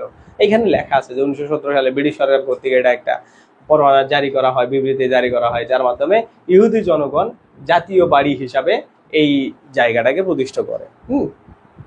সেগুলো এখানে দেওয়া আছে। দেখো এই যে প্যালেস্টাইন ইসরায়েল রাষ্ট্র নামে প্রতিষ্ঠিত হয় হচ্ছে দ্বিতীয় বিশ্বযুদ্ধের পর, মানে যখন হিটলার সবগুলারে মারা শুরু করলো ইহুদিদেরকে খুঁজে খুঁজে, তখন ইহুদিরা প্ল্যান করলো যে তারা কোনো একটা অঞ্চল নিজেদের, সব ইহুদি পৃথিবীর যারা আছে এক জায়গায় জড়ো হয়ে থাকবে। হ্যাঁ, তো সেটা ওই দ্বিতীয় বিশ্বযুদ্ধের পরেই, মানে হিটলার যখন এই কার্যক্রমটা শুরু করছে, 60 লাখ ইহুদিকে ধরে ধরে মারা শুরু করছে, ওই টাইমটাতে তারা একটা জায়গায় জড়ো হইতে থাকে, এবং তার আলটিমেট ফল কিন্তু আমরা এখন দেখতে পাচ্ছি। হ্যাঁ, সেগুলো এখানে দেওয়া আছে। দেখো ইসরায়েলের প্রেসিডেন্টের নাম কি, মানে প্রেসিডেন্টের নাম কি ছিল, এই যে নিচের ধরে এরকম অপশন থাকতে পারে যে আগের কারা কারা ছিল। হ্যাঁ, বর্তমান ইসরায়েল প্রেসিডেন্টের নাম নেতানিয়াহু। হ্যাঁ, তারপরে দেখো লিকুদ পার্টি, এটা কোথাকার রাজনৈতিক দল, এগুলো আসে কিন্তু ইসরায়েল সম্পর্কে প্রশ্ন চলে আসে। হ্যাঁ, এইগুলা। তারপরে সংযুক্ত আরব আমিরাত, এগুলো ভারতের সাথে ইসরায়েলের কূটনৈতিক সম্পর্ক আছে, বাট বাংলাদেশের সাথে কিন্তু তাদের কোনো কূটনৈতিক সম্পর্ক নেই। এবং তারা জেরুজালেম কখন জোর করে দখল করে, দেখো 1967 সালে। হ্যাঁ, এটা কিন্তু এখনকার ইস্যু না, গত শতাব্দীর ইস্যু, এটা এখনো চলতেছে। ওকে, তারপরে কি দেখো এই যে ইন্তিফাদা, এটা প্যালেস্টাইনের যে জনগণ আছে তাদের আন্দোলন বা অভ্যুত্থানটার নাম। ওকে, এই যে তোমরা যে আন্দোলনের ফলে যে ইফেক্টটা দেখলা, সেই আন্দোলনের নাম ছিল হচ্ছে ইন্তিফাদা। ওকে, এটা বলা হয়। তারপর দেখো প্যালেস্টাইন লিবারেশন অর্গানাইজেশন PLO, এটা গঠন করা হয় ইয়াসিন আরাফাতের নেতৃত্বে 1964 সালে, যখন তারা এই প্যালেস্টাইন দখল করে। দেখো এইখানে তারা 67, ওই দখল করার আগে আগে এই জিনিসটা, মানে তখন আন্দাজ করা হয়েছিল যে তারা এই কাজটা করবে, তখন এটা গঠন করা হয়। এবং তারা ওইটা দখল করার পরে ইয়াসিন আরাফাতকে এই PLO এর চেয়ারম্যান হিসাবে ঘোষণা করা হয়। ওকে, ইয়াসিন আরাফাত মিশরে জন্মগ্রহণ করেছিলেন। ইয়াসিন আরাফাতের নোবেল পুরস্কার সম্পর্কে আরো বিভিন্ন তথ্য এখানে দেওয়া আছে। ওকে, ইয়াসিন আরাফাতকে মানে কোথায় সমাহিত করা হয়, ফিলিস্তিনের রামাল্লাতে। ওকে, এগুলা পরীক্ষাতে অনেক সময় আসে। ওকে, তারপরে দেখো ফিলিস্তিনকে প্রথম স্বীকৃতি দেয় কে, তাদের সাথে বিভিন্ন চুক্তি হয়েছিল, সেগুলো এখানে ডিটেলস তথ্য হালকা হালকা করে দেওয়া আছে। ওকে ওকে, এখন আমরা সিরিয়া সম্পর্কে হালকা কিছু জানবো। তো এইখানে যে তথ্যগুলো আছে এগুলো তোমরা একটু করে দেখবা। হ্যাঁ, সিরিয়া, তারপরে দেখো এইখান থেকে মধ্যপ্রাচ্যের বিভিন্ন দেশ আছে, এগুলো সম্পর্কে তোমরা একটু করে দেখবা। এই যে লেবানন, তারপরে এই লেবানন সম্পর্কে এগুলো আমি সুন্দর করে তোমাদেরকে দিয়ে দিছি। হ্যাঁ, এগুলা দেখবা। এই যে প্রশ্নগুলো কেমন আসে, গ্রেট ওয়াল অফ গ্যাগন, এটা আমরা তো দেখলাম কোথায়, ইরানে অবস্থিত, এগুলো আমরা কিন্তু দেখছি। তারপরে দূরপ্রাচ্যের দেশ, তো এই জায়গা থেকে কি পড়বা, তো নর্মালি এই দূরপ্রাচ্যের দেশ থেকে, এই যে দূরপ্রাচ্যের দেশ নিচের কোনটি, এরকম প্রশ্নগুলো আছে। জাপান, মঙ্গোলিয়া, উত্তর কোরিয়া, দক্ষিণ কোরিয়া, চীন, হ্যাঁ, তারপরে হচ্ছে তাইওয়ান, এগুলা এই টাইপের প্রশ্নগুলো সবচাইতে বেশি আসে। তো তোমাদেরকে এই যে মানে ডাইরেক্ট এইরকম করে দেশের নামে স্পেসিফিক করে পরীক্ষাতে আসবে, সেই জন্য এই অংশগুলো যেগুলো দেখবা যে কোনটা কোন অংশের মধ্যে অবস্থিত, কোনটাকে কি নামে ডাকা হয়, এই প্রশ্নগুলো ভালো করে পড়বা। ওকে, তারপরে জাপান, দেখো জাপান সম্পর্কে এখানে বেসিক কিছু তথ্য দেওয়া আছে। হ্যাঁ, যে দ্বিতীয় বিশ্বযুদ্ধের পর কি বলে মাগার্থার হচ্ছে জাপান পুনর্বাসন করেন। জাপানে যখন হিরোশিমা নাগাসাকিতে বোমা বিস্ফোরণ করা হলো, তখন তো তাদের অবস্থা খারাপ। তারপরে আবার তাদেরকে আমেরিকায় সাহায্য করছিল। তো এইটা আসলে আমেরিকা পৃথিবীকে দেখানোর জন্য, মহৎ সাজার জন্য, হ্যাঁ, এইগুলা কাজ করছিল। তো এইগুলা এখান থেকে বেসিক তোমরা একটু দেখবা। তারপরে এই যে এখানে সামুরাই শব্দটা কোথায় ব্যবহার করা হয়, সামুরাই এটা হইলো জাপানের সবচাইতে একটা গোষ্ঠী, একটা খাবার, এই ধরনের বিভিন্ন জিনিসকে স্পেসিফিক করতে জাপানে এগুলো ব্যবহার করা হয়। তারপরে দেখো চীন সম্পর্কে বেসিক তথ্য আছে। তো চীন সম্পর্কে এরকম করে প্রশ্ন আসে যে সর্বাধিক প্রতিবেশী রাষ্ট্র কোনটি, মানে চীনটা এত বড়, চীনের আশেপাশে অনেক দেশ আছে, বাট একটা জিনিস কি, চীনের সাথে এইসব সব দেশেরই সম্পর্ক অত বেশি ভালো নাই। প্রতিবেশী রাষ্ট্রগুলোর সাথে নর্মালি বড় দেশের সম্পর্ক ভালো থাকে না। এটা এখানে দেওয়া আছে। চীনে বিভিন্ন আন্দোলন হয়েছিল, সেগুলো এখান থেকে তোমরা একটু করে দেখবা। ওকে, এইখান দেখো। তারপরে চীনের কে কি ধর্মীয় নেতা ছিল। তারপরে যে পিং পং, এটা কি টেবিল টেনিস, এটা চীনের হচ্ছে পিং পং ডিপ্লোমেসির সাথে জড়িত। ওকে, এগুলো এখান থেকে দেখবা। তারপরে এই যে হংকং কার উপনিবেশ ছিল, এগুলো প্রশ্ন কিন্তু অনেক সময় পরীক্ষাতে আসে। এগুলো বেসিক ভাবে সুন্দর করে আমি তোমাদেরকে কি পয়েন্ট আকারে আকারে লিখে দিয়েছি। এই যে চীন, হ্যাঁ, কোরিয়া, এগুলা কোরিয়া থেকে একটু আমাদেরকে নজর দিতে হবে, কারণ কোরিয়া থেকে প্রতি বছরই প্রশ্নগুলো আসে। ওকে, কোরিয়া সম্পর্কে আমরা আর একটু ডিটেলস জানবো। কি বলা আছে দেখো, দ্বিতীয় বিশ্বযুদ্ধের সময় কোরিয়া হচ্ছে জাপানের অধীনে ছিল। কাদের? জাপানের অধীনে ছিল। ওকে, 1945 সালে কোরিয়া, উত্তর কোরিয়া এবং দক্ষিণ কোরিয়া বিভক্ত হয় এবং 50 সালে এটা কোরিয়ান যুদ্ধ আরম্ভ হয়। হ্যাঁ, এবং এই কোরিয়ান যুদ্ধ 3 বছর ছিল তাদের দুই জনের মধ্যেই। ওকে, তো এইটার জন্য হচ্ছে দেখো এই যে কোরিয়া সংকটকে কেন্দ্র করে 1950 সালে কি করা হয়, ঐক্য প্রস্তাব, যে তোমরা এক হয়ে যাও, কিন্তু তারা তো এক হবে না। ওকে, দক্ষিণ কোরিয়ার প্রেসিডেন্টের বাসভবনের নাম হচ্ছে ব্লু হাউস। সানশাইন পলিসির সাথে দক্ষিণ কোরিয়া জড়িত। সানশাইন পলিসি বলতে কি বোঝানো হচ্ছে দেখো, দক্ষিণ কোরিয়া কর্তৃক উত্তর কোরিয়ার সাথে সুসম্পর্ক প্রতিষ্ঠা করা, এটা হলো সানশাইন পলিসির একটা ব্যাপার ছিল। ওকে, তারপরে কি বলা আছে, দ্বিতীয় বিশ্বযুদ্ধের পর ঠান্ডা যুদ্ধের মানে কোল্ড ওয়ারের ফলাফল হিসেবে 1945 সালে কোরিয়া ভেঙে যায় এবং তাদের এক হওয়ার সম্ভব হয়। হ্যাঁ, কোল্ড ওয়ার খুবই খারাপ একটা জিনিস, ঠিক আছে। এগুলো নর্মালি আশেপাশের লোকজনের মধ্যে হয়। এই দেখো পিং পং, এটা কার সাথে জড়িত? টেবিল টেনিসের সাথে জড়িত। ওকে, এগুলা পরীক্ষাতে আসে। ওকে, মার্কো পালে কোথায় কি ছিলেন। তারপরে এইখান থেকে তোমাদের খুব ভালো করে জানতে হবে কি হলো এই স্ক্যান্ডিনেভিয়ান যে অঞ্চলগুলো আছে, স্ক্যান্ডিনেভিয়ান গুলা কি কি। দেখো ফ্রিডে আসুন, তোমরা যদি এইভাবে মনে রাখো, Finland, Denmark, Iceland, Switzerland, Norway. এই যে নরওয়ে, ডেনমার্ক, সুইডেন, ফিনল্যান্ড, হ্যাঁ, তারপরে এই যে আইসল্যান্ড, এই সবগুলাকে বলা হয় হচ্ছে স্ক্যান্ডিনেভিয়ান অঞ্চল। ওকে, এবং এই স্ক্যান্ডিনেভিয়ান অঞ্চলগুলা মোটামুটি কার মানে মোটামুটি ধরো মানে ইউরোপের মধ্যেই অবস্থিত, সবগুলাই মোটামুটি না সবগুলাই। ওকে, এইখানে দেখো এই যে ফিনল্যান্ড রাশিয়ার উপনিবেশ ছিল। স্ক্যান্ডিনেভিয়ান দ্বীপগুলো নরওয়ে এবং সুইজারল্যান্ড, এই দুইটা দেশ নিয়ে গঠিত হয়। হ্যাঁ, স্ক্যান্ডিনেভিয়ান উপদ্বীপটা এটা বলা হয়েছে। ওকে, এরপরে কি দেখো, বাল্টিক রাষ্ট্র এবং বাল্টিক অঞ্চল, দুইটা কিন্তু আলাদা জিনিস। এই দুইটা আমরা একটু দেখো। দেখো বাল্টিক রাষ্ট্র যদি তোমাদের পরীক্ষাতে আসে তাহলে এই তিনটা দেশ হবে, এস্তোনিয়া, লাটভিয়া এবং লিথুনিয়া। এই যে এস্তোনিয়া, লাটভিয়া এবং লিথুনিয়া, এই তিনটা তোমাদের বাল্টিক রাষ্ট্র।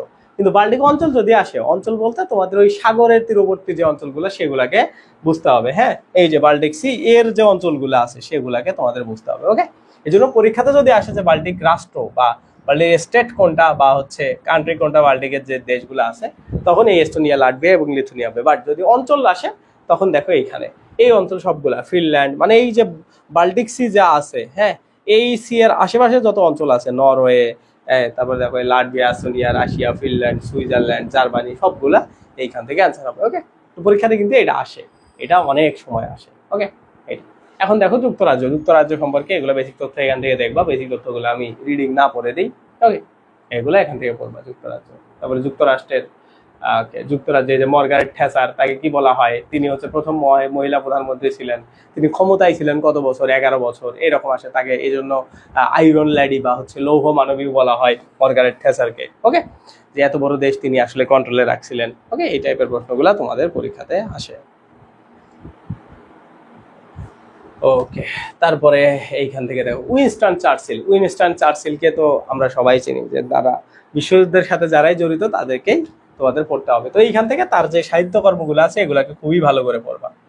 কার কি বইগুলা ছিল, ওকে, এগুলা পড়বা। তারপরে এখান থেকে বেসিক তথ্য দেওয়া আছে, কোথায় কি আছে যুক্তরাষ্ট্রের। কই দেখো হোয়াইট হল কোথায় অবস্থিত, 11 নং ডাউন স্ট্রিটে বসবাস করেন। হ্যাঁ, যে যিনি হচ্ছে ব্রিটেনের কি বলে চ্যান্সেলর বা অর্থমন্ত্রী, এগুলো এখান থেকে বেসিক তথ্য দেওয়া আছে। যুক্তরাষ্ট্রের ডাক টিকেটে সেই দেখে নাম লেখা থাকে না, birth place of the world, এটা কি বলা হয়, এগুলো বেসিক দেখবা তোমরা, যুক্তরাজ্য সম্পর্কে দেখবা। ওকে, এগুলা দেখবা। তারপর দেখো ইতালিতে যখন আমরা আসবো তখন হইলো রেনেসাঁস কথাটা আসবে। রেনেসাঁস শব্দের অর্থ হচ্ছে পুনর্জন্ম, মানে আবার জন্ম হওয়া। এই মানে কি আবার জন্ম না, এটা হলো শিল্প বিপ্লবের একটা উন্নয়নের এটাকে মানে মিনিং করে এই কথাটা বলা হয় রেনেসাঁস। ওকে, রেনেসাঁস হইলো দেখো একটা শিল্প আন্দোলন। হ্যাঁ, ইউরোপে রেনেসাঁস হয় কত সালে দেখো, 1453 সালে ইউরোপে রেনেসাঁসে ত্রয়োদশ থেকে ষোড়শ শতকে, মানে 13 থেকে 16 শতকে, এই শতাব্দীতে তাদের শিল্প উন্নয়ন যখন হবে একটা দেশের, বা শিল্পীদের যখন উন্নয়ন হবে, তখন বুদ্ধির একটা অনেক চরম লেভেলে পৌঁছে যাবে সে দেশ। তো সেই উন্নয়নটা 13 থেকে 16 শতক এই টাইম জোনটার মধ্যে তাদের হয়েছে। হ্যাঁ, তো এই যে রেনেসাঁসের উৎপত্তি বা সূত্রপাত বলা হয় কাকে, ইতালির ফ্লোরেন্স শহরকে বলা হয় এই রেনেসাঁসের বা পুনর্জন্মের এটার উৎপত্তি। ওকে, তারপর ইতালির প্রথম নারী প্রধানমন্ত্রী কে ছিল, মানে প্রথম নারী প্রধানমন্ত্রীর নাম এই যে এখন জর্জিনা মেলোনি। তিনি কিন্তু কিছুদিন আগে আমাদের ইয়াতে চলে আসছে, মানে 30 অগস্ট না 30 জুলাই মনে হয় তিনি আমাদের দেশে চলে আসছিলেন। হ্যাঁ, ইতালির বর্তমান প্রধানমন্ত্রীর নাম কি? এই যে জর্জিনা মেলোনি। ওকে, তো এই জর্জিনা মেলোনি সম্পর্কে কিন্তু প্রশ্ন আসতে পারে এই বছর, হ্যাঁ, যে ইতালির বর্তমান প্রধানমন্ত্রীর নাম কি? Georgina Meloni. এই প্রশ্নটাই আসতে পারে, কারণ তিনি বাংলাদেশ সফরও করে গেছেন, 1 মাস হয়নি। এখন দেখো ছিদ্রায়িত রাষ্ট্র, ছিদ্রায়িত রাষ্ট্র পৃথিবীতে আছে দুইটা, একটা হইলো ইতালি আর একটা হইলো দক্ষিণ আফ্রিকা। ওকে, কারণ এগুলা দেখতেই ছিদ্রর মতো লাগে মানচিত্রে। ওকে, এই জন্য এগুলাকে ছিদ্রায়িত রাষ্ট্র বলা হয়। ওকে, তারপর কি দেখো সেন্ট মেরিনো, ভ্যাটিকান সিটি, এই দুইটা স্বাধীন রাষ্ট্র, ইতালিভুক্ত, মানে ইতালির অন্তর্ভুক্ত আছে। তো যাই হোক, এখান থেকে এগুলা। তারপরে দেখো কি বলে বেনিতো মুসোলিনো, মুসোলিনোকে বলা হয় কি হিটলারের আর এক রূপ। হ্যাঁ, তারা ফ্যাসিবাদের জনক। ফ্যাসিবাদ বলতে মোটামুটি এটাকে একনায়কতন্ত্র বলা হয়, যে একাই সবকিছু শাসন করবে, তার মন মতো শাসন করবে, তার যা ইচ্ছা হবে সে তাই করবে। ওকে, তো এই টাইপের মানুষ ছিল হচ্ছে মুসোলিনো। ওকে, এইটা। তারপরে দেখো বিশ্বের মানচিত্রে ইতালিকে একটা লং শু মনে হয়। লং শু মানে কি, একটা যে শু আছে না, বুট আছে না, সেই বুটের মতো লাগে, সেটা বলা হয়। এই যে এটা হতো বুটের মতো লাগে না, বুট জুতা, তো সেই জন্য এটাকে বলা হয় লং শু ইতালিকে। ওকে, তারপরে ওই যে পিৎজা, এই শব্দটার উৎপত্তি হয়েছে কোথায়? ইতালিতে। ওকে, স্পেন সম্পর্কে, এই যে স্পেনের গৃহযুদ্ধের সূচনা হয় কত সালে, এগুলো স্পেন সম্পর্কে অত বেশি জানতে হয় না, না জানলেও চলবে। আলবেনিয়া একটু জানি না। এইখানে ভ্যাটিকান সিটি, ভ্যাটিকান সিটি সম্পর্কে, যে পেপ সম্পর্কে জানলে হবে, যে ভ্যাটিকান সিটির প্রধানকে পেপ। তারপরে পেপ ফ্রান্সিস কোন দেশের নাগরিক ছিলেন? তিনি আর্জেন্টাইন নাগরিক ছিলেন। ওকে, আচ্ছা, তিনি 18 বছর বয়সে ভ্যাটিকান সিটিতে মারা যান 2025 সালের এপ্রিল মাসে। ওকে, তারপরে কি দেখো কসোভো যেখানে অবস্থিত, এটা দক্ষিণ ইউরোপ। এগুলা বেশি তথ্য এখান থেকে দেখবা। ওকে, যে বসনিয়া, এগুলা ইউরোপের বিভিন্ন ছোট ছোট দেশ। তারপরে কি দেখো রাশিয়ার প্রথম কি সমাজতান্ত্রিক দেশের নাম হইলো সোভিয়েত ইউনিয়ন বা সোভিয়েত রাশিয়া। ওকে, প্রথম নাম ছিল।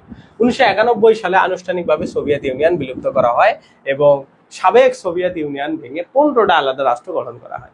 এই যে তোমরা যদি একটু খেয়াল করো, রাশিয়ার আশেপাশে যে দেশগুলো আছে, এই যে, হ্যাঁ, এই যে এগুলা, এই যে আশেপাশে যে দেশগুলাই আছে, ইউক্রেন, হ্যাঁ, লাতভিয়া, লিথুনিয়া, সবগুলা, এগুলো হচ্ছে সোভিয়েত ইউনিয়নের মধ্যেই ছিল। মানে আশেপাশের দেশগুলাকে তাদের কন্ট্রোলে রাখার জন্য সোভিয়েত ইউনিয়ন তৈরি করা হয়েছিল। বাট যখন ইউএসএরা খেয়াল করলো যে আমরা যদি তাদের এই প্ল্যানটাকে সাকসেসফুল করি, তাইলে তো সব কন্ট্রোল হচ্ছে সোভিয়েত ইউনিয়ন নিজেরাই রেখে দেবে। মানে তোমরা যদি জিও পলিটিক্যাল ফ্যাক্ট একটু খেয়াল করো, তাইলে বুঝতে পারবা রাশিয়ারা এই দেশগুলা ন্যাটোর অন্তর্ভুক্ত হইলেও রাশিয়ার কন্ট্রোলে রাখছে কিভাবে।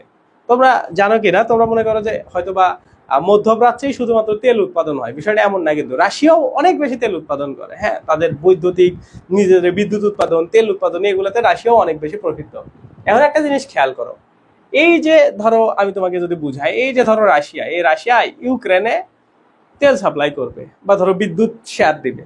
এখন এইখান থেকে ইউক্রেনে যাইতে বেশি খরচ হবে, নাকি কোনো দেশ মধ্যপ্রাচ্যের কোনো একটা দেশ থেকে যদি তেল আনতে যায় বেশি খরচ হবে? অবশ্যই মধ্যপ্রাচ্যের বেশি খরচ হবে।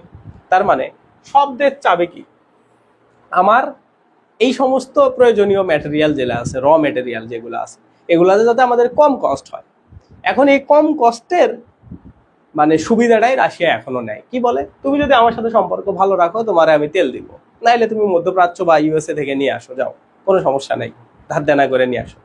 এইভাবে কিন্তু মানে বিষয়গুলা এখনো অনেক কন্ট্রোলে রাখতে পারছে। হ্যাঁ, এই হচ্ছে বিষয়। বাট কিছু কিছু বিষয় আছে, যেমন হচ্ছে এই দেশগুলা সোভিয়েত ইউনিয়ন ভেঙে তো ন্যাটো গঠন করা হয়েছে। হ্যাঁ, এখন কিছু কিছু বিষয় আছে, সেটা হইলো কি, ন্যাটোর প্রথম কথা কি জানো, ন্যাটোর মানে মূল শর্ত কি? মূল শর্ত হইলো একটা দেশের উপর যদি অ্যাটাক হয়, ন্যাটোভুক্ত সব দেশের উপর অ্যাটাক বলে মনে করা হবে। বুঝতে পারছো? তার মানে ধরো রাশিয়া যদি কোনো কিছু, এই ধরো এই যে একে ধরো এস্তোনিয়া বা লাটভিয়া বা লিথুনিয়াকে অ্যাটাক করে বসলো, তার মানে এটা যুক্তরাষ্ট্র নিজের ঘাড়ে নিবে, বলবে যে তুমি আমার উপরে অ্যাটাক করছো। এখন যুক্তরাষ্ট্রের একটা রাইট আছে বা একটা অধিকার আছে, যে সে হইলো এখন একটা কাউন্টার দিতে পারবে। কেন দিতে পারবে? কারণ ন্যাটোর শর্তই হইলো এটা, যে ন্যাটোর কোনো দেশে যদি অ্যাটাক করা হয়, তাইলে মনে করা হবে যে ন্যাটোভুক্ত সবগুলা দেশের উপরে অ্যাটাক করা হয়েছে, যে কেউ চাইলে তার বিরুদ্ধে এখন যুদ্ধ করতে পারবে। বুঝতে পারছো? এই ধরনের পলিটিক্যাল বা জিও পলিটিক্যাল ম্যাটার এখন পৃথিবীতে ঘটে, যার কারণে দেখবা যে এক দেশ আরেক দেশের সাথে সহজে লাগতে চায় না। ছোট দেশগুলো এখন অনেক বেশি শক্তিশালী এই কম্বাইন ইয়াগুলার কারণে। ওকে, এই হচ্ছে বিষয়।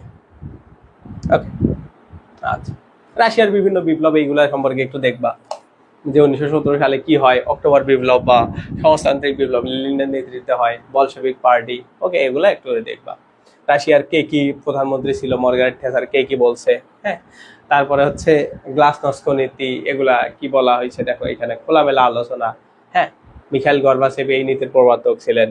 রুশ বিপ্লব শুরু হয় এবং সমাজতান্ত্রিক ব্যবস্থা, এগুলা একটু করে দেখবা, ওকে। তাহলে হবে। রাশিয়ার দেখো অর্থনৈতিক পরিকল্পনা করেন হচ্ছে সোভিয়েত ইউনিয়নরা, পঞ্চবার্ষিক পরিকল্পনার প্রবর্তক হইল কি রাশিয়া।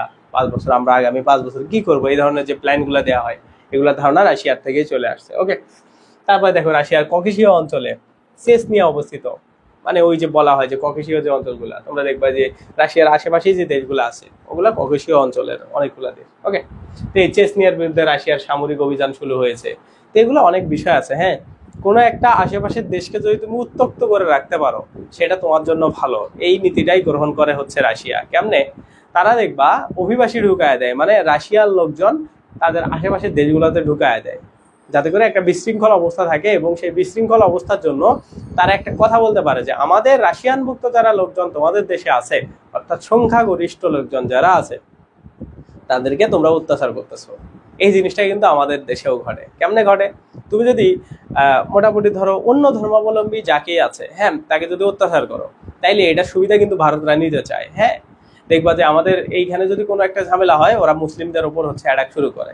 তো এইগুলা হচ্ছে প্রত্যেকটা দেশের একটা করে জিও পলিটিক্যাল একটা করে স্ট্র্যাটেজি, হ্যাঁ, যে তারা একটা দেশের সাথে আরেকটা দেশে কিভাবে কানেক্ট করায় রাখবে, বুঝতে পারছো?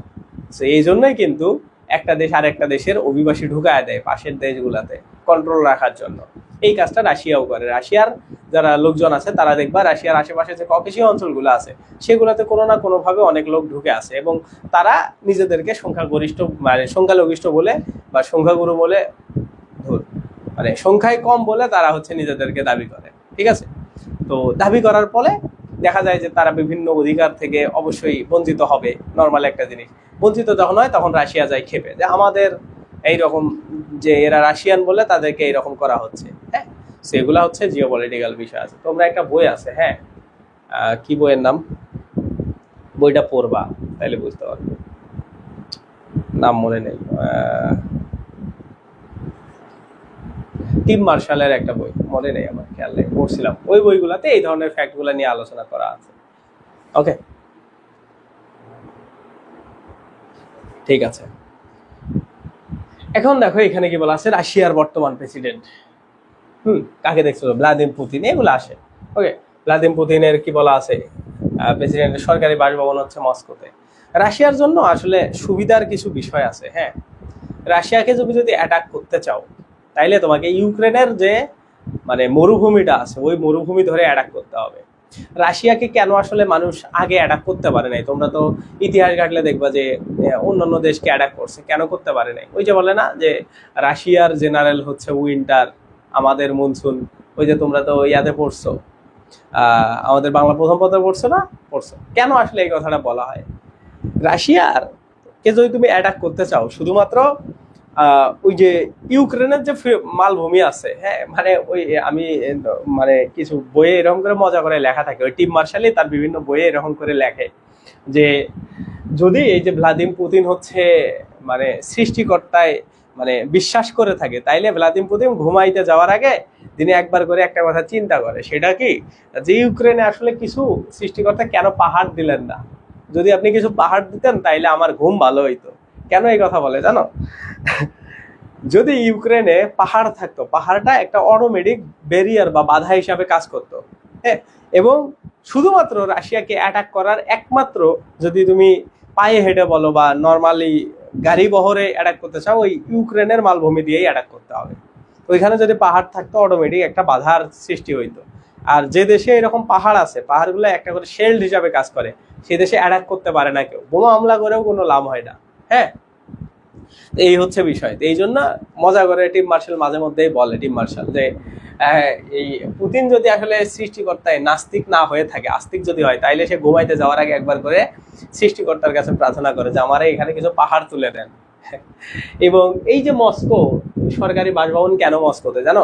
তুমি যদি ওই যে কেউ যদি অ্যাটাক করে, মানে কেউ যদি নর্মালি ওই ফাঁকা অঞ্চলটা দিয়ে বা ইউক্রেনের মালভূমি দিয়ে যদি রাশিয়ায় ঢুকে অ্যাটাক করতে চায়, তাইলে মস্কো পৌঁছাইতে পৌঁছাইতে শীতকাল চলে আসে, বুঝতে পারছো?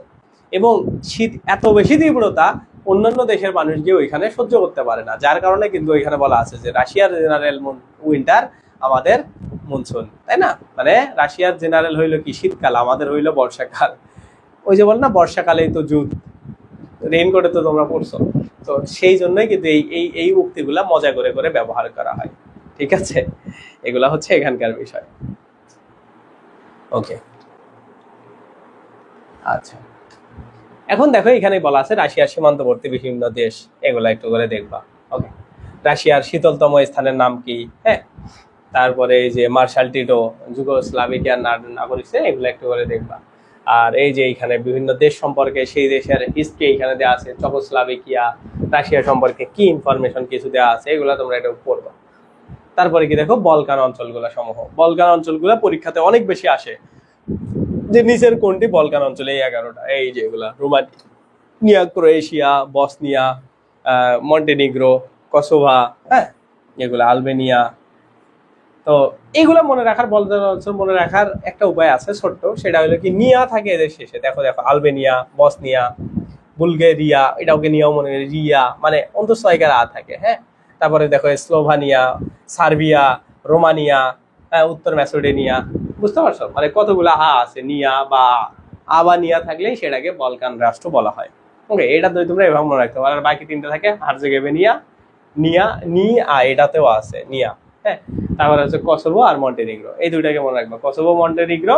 আর নিয়া বা আ থাকলেই সেটাই হইলো বলকান রাষ্ট্র হয়ে যায়। ওকে, এইভাবে বলকান রাষ্ট্রগুলোকে মনে রাখা যায়। ওকে, অক্টোবর বিপ্লব এগুলো আমরা পরে দেখবো, লেনিন এগুলা দিয়েছিল, এগুলো আগের জিনিস। এখন দেখো পশ্চিম ইউরোপের বিভিন্ন দেশ আছে, এই যে এগুলা আসে পরীক্ষাতে আসে, হ্যাঁ, যে এই অঞ্চলটা কোথাকার মধ্যে অবস্থিত, এগুলো দেখবা। তারপরে ফ্রান্সের বেশি কিছু তথ্য দেওয়া আছে। সবচাইতে কম বয়সী প্রধানমন্ত্রী গ্যাব্রিয়েল হচ্ছে আতাল ফ্রান্সের ইতিহাসে। এই যে ফ্রান্সে আমরা কিছু জিনিস দেখবো যেগুলা পরীক্ষাতে বারবার আসে, সেগুলা হইলো কি, দেখো ফ্রান্সের কি বিপ্লব হয়েছে, ফ্রান্সের সামন্ত মানে কি বলে প্রথার যে সূত্রপাত সেটা হয়েছিল, তাই না? এই দেখো কোথায় কি হয়েছিল, 1789 সালে ফরাসি বিপ্লব সংগঠিত হয় ফ্রান্সে, তাই না? এই সময় দেখো ফার্সি জনগণ রাজত্ব, অভিজাততন্ত্র এবং চর্চার বিরুদ্ধে বিদ্রোহ ঘোষণা করে। ওকে, এবং এই সময় লেখালেখিগুলো অনেক বেশি কাজে দিত। রুশ, ভলতেয়ার, হ্যাঁ, রুশ ও ভলতেয়ার, তাদের হচ্ছে কথাবার্তাগুলো জনগণকে ইনফ্লুয়েন্স করত। তারা এই যে রাজত্ব, আভিজাত্য, মানে ওই সময় ছিল যে রাজারা বা যারা আভিজাত্য শ্রেণীর লোকজন, তারা শিল্প চর্চা করতে পারবে, বিভিন্ন করতে পারবে, যে কোনো সুযোগ সুবিধা তারাই পাবে, সাধারণ জনগণ পাবে না। এইটার বিরুদ্ধে আসলে বিভিন্ন লেখার মাধ্যমে রুশ, ভলতেয়ার, তারা ওই সময়ের লেখক ছিল, মানে রুশ ও ভলতেয়ার, তারা ওই সময়ের এই সমস্ত বিরুদ্ধে লেখালেখি করে জনগণকে উদ্বুদ্ধ করতো। তো এইখানে আছে, ওইখানে কিছু তথ্য আছে। দেখো বাস্তিল দুর্গ পতন করেছিল 14 জুলাই 1799, মানে এই যে রাজত্ব, এগুলোকে ধ্বংস করে দেয় সাধারণ জনগণ। করে কি নীতি গ্রহণ করে, তারা স্বাধীনতা, সাম্য এবং ভ্রাতৃত্ব, মানে আমরা সবাই ভাই ভাই, আমরা স্বাধীন এবং আমাদের সবার সমতা দরকার বা সমান অধিকার আছে। ওকে, এটাই ছিল কি ফরাসি বিপ্লবের মূল স্লোগান। হ্যাঁ, এগুলো হচ্ছে এখানকার বিষয়। তারপরে দেখো এখানে কিছু দেয়া আছে, যে দেখো ষোড়শ লুই সম্পর্কে লেখা আছে, নেপোলিয়ান সম্পর্কে লেখা আছে, নেপোলিয়ান কি কি করছিল, তাকে কি বলা হয়তো, লিটল কর্পোরাল তার নাম উপাধি ছিল, ফরাসি বিপ্লবের শিশু বলা হয় নেপোলিয়ানকে, এগুলো আছে। নেপোলিয়ানকে কোথায়, সেন্ট হেলেনা দ্বীপে, এগুলো তো বাংলাতে পড়ছো, হ্যাঁ, বাংলা প্রথম পথে। তারপরে কি দেখো বার্লিন প্রাচীর তৈরি করেছিলেন কারা, পূর্ব জার্মানিরা, হ্যাঁ। 1961 সালে বার্লিন প্রাচীর নির্মিত হয়েছিল এবং 1961 সালে এই দেয়ালটি তৈরি করা হয়। 1989 এই প্রাচীর ভেঙে ফেলা হয় এবং পূর্ব এবং পশ্চিম জার্মানিকে একটা জার্মানিতে পরিণত করা হয়। ওকে, মানে উত্তর কোরিয়া এবং দক্ষিণ কোরিয়ার মতোই তাদের একটা হচ্ছে সিচুয়েশন ক্রিয়েট হইতে চাইছিল, বাট তারা পরবর্তীতে একসাথে হয়ে যায়। তো এগুলো বেসিক তথ্য এখান থেকে তোমরা একটু দেখবা। আর এই যে হিটলার সাহেব সম্পর্কে যা যা জানতে চাও, এর বাইরে হিটলার নিয়ে আসে নাই। যেমন হিটলারের গোপন পুলিশ বাহিনীর নাম কি ছিল, গেস্টাপো, তার দলের নাম কি ছিল, নাৎসি বাহিনী, হ্যাঁ। তারপরে হিটলার জার্মানির চ্যান্সেলর নিযুক্ত হয় কত সালে, 1933-এ। তারপরেই সে আসলে খেলা দেখানো শুরু করে। সে প্রথম বিশ্বযুদ্ধের প্রতিশোধ হিসেবে দ্বিতীয় বিশ্বযুদ্ধ, পোল্যান্ড আক্রমণের মানে দ্বিতীয় বিশ্বযুদ্ধের জন্য সে আসলে রেডি হয় এবং দ্বিতীয় বিশ্বযুদ্ধ সে কত থেকে 39 থেকে শুরু করে দেয়, হ্যাঁ, এগুলো। তার এই দেখো হিটলারের উক্তি ছিল, এক জাতি, এক রাষ্ট্র এবং এক নেতা, এক নায়কতন্ত্র, ফ্যাসিজম। মেইন ক্যাম্প হচ্ছে হিটলারের আত্মজীবনীমূলক, মেইন ক্যাম্প হচ্ছে নাৎসিবাদের বাইবেল বলা হয়। ওকে, তারপর দেখো সুইজারল্যান্ডে কি কি বেসিক তথ্য এখান দিয়ে দেওয়া হয়, এগুলো একটু দেখবা। সুইজারল্যান্ড বেসিক তথ্য এগুলো। হ্যাঁ, এই যে এখন আমরা দেখবো আফ্রিকা মহাদেশ। এখন এই আফ্রিকা মহাদেশে এই কয়েকটা জিনিস অত বেশি ইম্পর্টেন্ট না, বাট কিছু কিছু জিনিস আছে সেগুলো আমরা একটু করে দেখবো। কি বলা আছে দেখো, আফ্রিকার টোটাল 54টা দেশ, কিন্তু মেইনলি এরকম করে চলে আসে নিচের কোনটি পশ্চিম আফ্রিকার দেশ। এই প্রশ্নগুলো খুবই জটিল প্রশ্ন, এগুলা পারাও টাফ হয়ে যায়। তো আফ্রিকার দেশগুলা তোমরা একটু করে ম্যাপে দেখবা ওগুলা হচ্ছে জ্যামিতিক টাইপের, হ্যাঁ মানে চতুর্ভুজ ত্রিভুজ এই টাইপের দেশগুলো আছে আফ্রিকা মহাদেশে। সো এইগুলা সম্পর্কে আমরা একটু একটু করে এখন দেখবো। ওকে,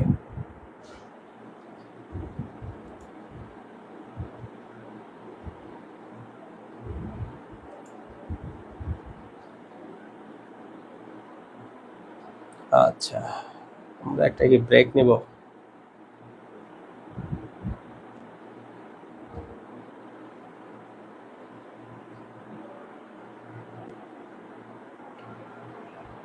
ওকে, তো এখান থেকে তোমরা আফ্রিকা মহাদেশগুলো সম্পর্কে একটু করে দেখবা। আমি প্রত্যেকটা দেশ সম্পর্কে হালকা হালকা করে তথ্য দিয়ে দিছি। এই যে উত্তর আফ্রিকা, পশ্চিম আফ্রিকা, মধ্য আফ্রিকা, হ্যাঁ এগুলা অত বেশি ইম্পর্টেন্ট না। ওকে, ওই তথ্যগুলা এই যে এইখান থেকে পড়া শুরু করে দেবা।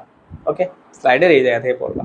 কি বলা আছে দেখো, যে উত্তর আফ্রিকার দেশগুলো ভৌগোলিক সীমারেখা কিরকম, জ্যামিতিক আকৃতির বা জ্যামিতি টাইপের। ওকে, দেখো উত্তর আফ্রিকা কি বলা হয়েছে, উত্তর আফ্রিকা অবস্থিত এই যে আরব বসন্ত বলতে বিভিন্ন এই যে আফ্রিকা দেশগুলার গণজাগরণ এগুলাকে বোঝানো হচ্ছে। হ্যাঁ, এবং এই আরব বসন্তের সূচনা হয় কোথা থেকে, তিউনেশিয়া থেকে। দেখো এইখানে তিউনেশিয়া থেকে। হ্যাঁ, এই যে এই যে এইখানে উত্তর আফ্রিকার বিভিন্ন দেশ তিউনেশিয়া থেকে এগুলা চালু হয়। ওকে, লিবিয়ায় দেখো এই যে গাদ্দাফি সম্পর্কে লেখা আছে, গাদ্দাফি হচ্ছে কত বছর শাসন করেন, তারপরে গাদ্দাফিকে আটক করা হয় কোন জায়গা থেকে। ওকে, এগুলো।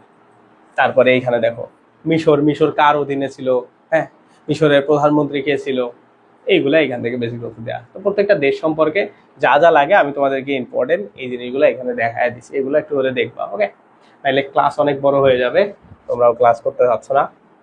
ওকে, আলজেরিয়া। আরেকটা বিষয় কি, এই জায়গাগুলা থেকে মানে তোমাদের পড়তে অনেক বেশি কষ্ট হবে, বাট এইগুলাকে না পড়ে আসলে আন্তর্জাতিক জিকে শুরু করা যায় না। কারণ একটা দেশ সম্পর্কে তোমার যদি ইনফরমেশন না থাকে জানা, তাইলে তুমি আসলে বিষয়গুলোকে বুঝবা না। এই জন্য যত বেশি পারো এগুলো মাথায় রাখার ট্রাই করবা। ওকে, আচ্ছা এখানকার বিষয়। ওকে, আলজেরিয়া গেল। মরক্কো সম্পর্কে এই যে জানবা যে ফেজ আসলে কোথায় অবস্থিত, মরক্কোয় অবস্থিত, এতটুকু জানলেই হবে এখান থেকে এ পর্যন্ত। তারপরে আমরা দক্ষিণ আফ্রিকা, এটা তো তোমরা সবাই এই হিস্ট্রিটা জানো। হ্যাঁ, অ্যাপারথাইড বা বর্ণ বৈষম্য নিয়ে যেটা হয়েছিল, নেলসন ম্যান্ডেলার সাথে যে কাহিনীগুলো করছিল সবগুলো এখানে দেওয়া আছে। এটা তোমাদের ইংরেজি ফার্স্ট পার্ট বইয়ের মধ্যে আছে, প্রথম গল্প সেটা এইখানে আছে। হ্যাঁ, তিনি কত বছর দেখো জেলে ছিলেন, হ্যাঁ কত সালে তিনি হচ্ছে পান, নোবেল পুরস্কার পান, সেগুলো সবগুলো দেওয়া আছে। ব্ল্যাক লিস্ট ম্যাটার এটা দ্বারা কি বোঝায়, এটা হচ্ছে একটা বর্ণবাদ বিরোধী আন্দোলন। হ্যাঁ, এগুলো এখানে দেওয়া আছে। ওকে, এগুলো এটা করে দেখবা। ঠিক আছে, এখন এই যে আফ্রিকার বিভিন্ন দেশ আছে, সেনেগাল সম্পর্কে তথ্য দেওয়া আছে। মধ্য আফ্রিকার এখন কিছু দেশ আসবে, পর্তুগালের উপনিবেশ ছিল যে অঙ্গোলা, এগুলো একটু করে দেখবা। ওকে, পশ্চিম দ্বীপপুঞ্জ এইখান থেকে কিছু কিছু তথ্য আছে। তো সব থেকে ইম্পর্টেন্ট হইলো এই যে এইটা কি বলা আছে, কিউবাতে আসলেই তোমাদের ফিদেল ক্যাস্ট্রো সম্পর্কে জানতে হবে। ওকে, তো এই যে কিউবাই ক্ষেপণাস্ত্র সংকটের একটা বিষয় ঘটে, সেটা হচ্ছে JF কেনেডি এর মেইন হতে ছিলেন, বা তিনি হচ্ছে এই সময় এই কাজটা করছিলেন। আর এই যে কিউবার যে বিপ্লব হয়েছিল, প্রত্যেকটা দেশেই তো অনেক নেতা থাকে। হ্যাঁ, যে কোনো একটা দেশের কারো যদি আন্ডারে থাকে তাইলে তো তারা চাবে যে মুক্তি পাইতে, তো সেই মুক্তি পাওয়ার নেতা ছিলেন হচ্ছে ফিডেল ক্যাস্ট্রো। ওকে, তিনি ছিলেন কিউবার নাগরিক। ফিডেল ক্যাস্ট্রোর এই যে গ্রন্থের নাম তা হচ্ছে স্ট্র্যাটেজিক ভিক্টরি। ওকে, এগুলো বেসিক তথ্য এখান থেকে দেখবা। তারপরে চে গুয়েভার, সেম ভাবে তিনি কিউবার আন্দোলনের একজন নেতা ছিলেন অন্যতম এবং সক্রিয় তিনি যোদ্ধা হিসাবে কাজ করছেন। হ্যাঁ, ফিদেল ক্যাস্ট্রোকে নিয়ে একটা মুভি আছে, দ্য মোটরসাইকেল ডায়েরি। ওকে, এটা দেখবা, IMDb রেটিংও অনেক ভালো, 2002-03 সালের মুভি, খুবই ভালো একটা মুভি, তোমরা দেখতে পারো, তাহলে বুঝতে পারবা চে গুয়েভার সম্পর্কে। চে গুয়েভার বিখ্যাত কেন দেখো, তিনি এই যে টুপিটা পরে থাকতেন, হ্যাঁ এই জন্য, মানে এটা দেখে তার একটা আলাদা একটা সাইন ছিল। ওকে, এইখান দিয়ে আছে। এখন আসো আমরা আমেরিকা সম্পর্কে জেনে আজকের ক্লাসের পড়াশোনা শেষ করে দেবো। ওকে, আমেরিকা সম্পর্কে কি কি বেসিক তথ্য আছে, ওই যে আমরা জানি কলম্বাস হচ্ছে আমেরিকা আবিষ্কার করেন, ক্রিস্টোফার কলম্বাস তিনি ইতালির নাগরিক ছিলেন। তারপরে এই যে যুক্তরাষ্ট্রে এক সময় ব্রিটেনের উপনিবেশ ছিল। হ্যাঁ, এইগুলা বেসিক তথ্য এখান থেকে দেওয়া আছে। ওকে, এখন দেখো আমরা পড়া শুরু করবো, এগুলো তোমরা একটু দেখবা, ক্যালিফোর্নিয়া সহজ এগুলো দেখবা। ওকে, মার্কিন নির্বাচন এই বছর দেখার দরকার নাই, এই বছর দেখবা হইলো তোমরা ডাকসু নির্বাচন। হ্যাঁ, ডাকসু নির্বাচন নিয়ে প্রশ্ন আসলে ডাকসু নির্বাচন নিয়েই তোমাদের প্রশ্ন আসবে। এই সমস্ত মার্কিনী নির্বাচন নিয়ে তোমাদের এখন প্রশ্ন আসবে না, কারণ নির্বাচন না হইলে আসলে ওই জায়গাতে আসে না। তো এই জায়গায় কি প্রশ্ন আসবে মার্কিন যুক্তরাষ্ট্র রিলেটেড, যে বিভিন্ন অফিস, সেই অফিসের কর্মকর্তা কর্মচারীরা কারা কারা ছিলেন।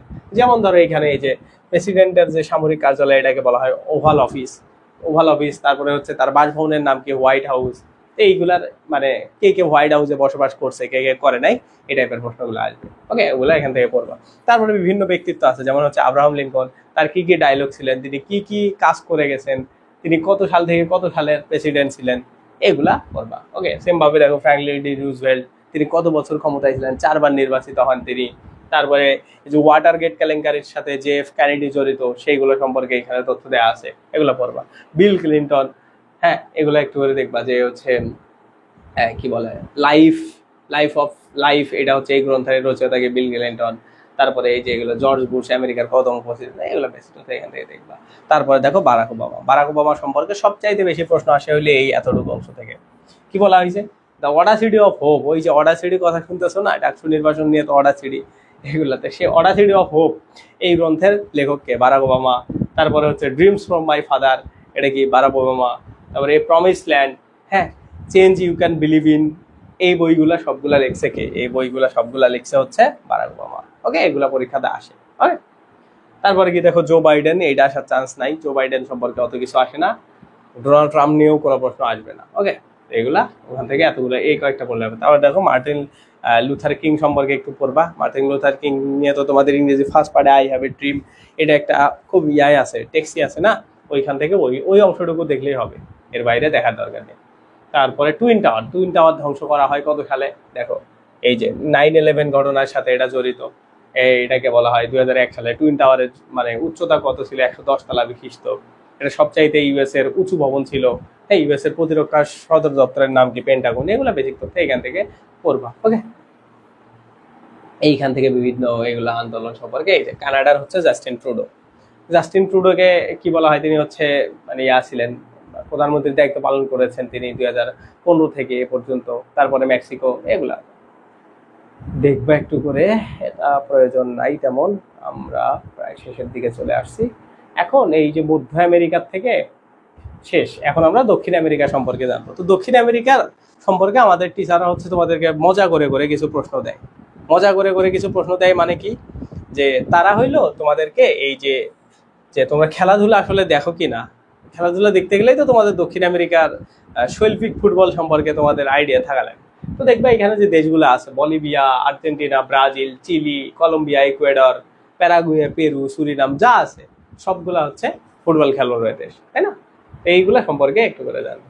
দেখো ব্রাজিল কার উপনিবেশ ছিল, এবং ব্রাজিল সম্পর্কে অনেক বেশি প্রশ্ন চলে আসে মোর দেন আর্জেন্টাইন বা আর্জেন্টিনা থেকে, কারণ ব্রাজিল দেশটা বড়।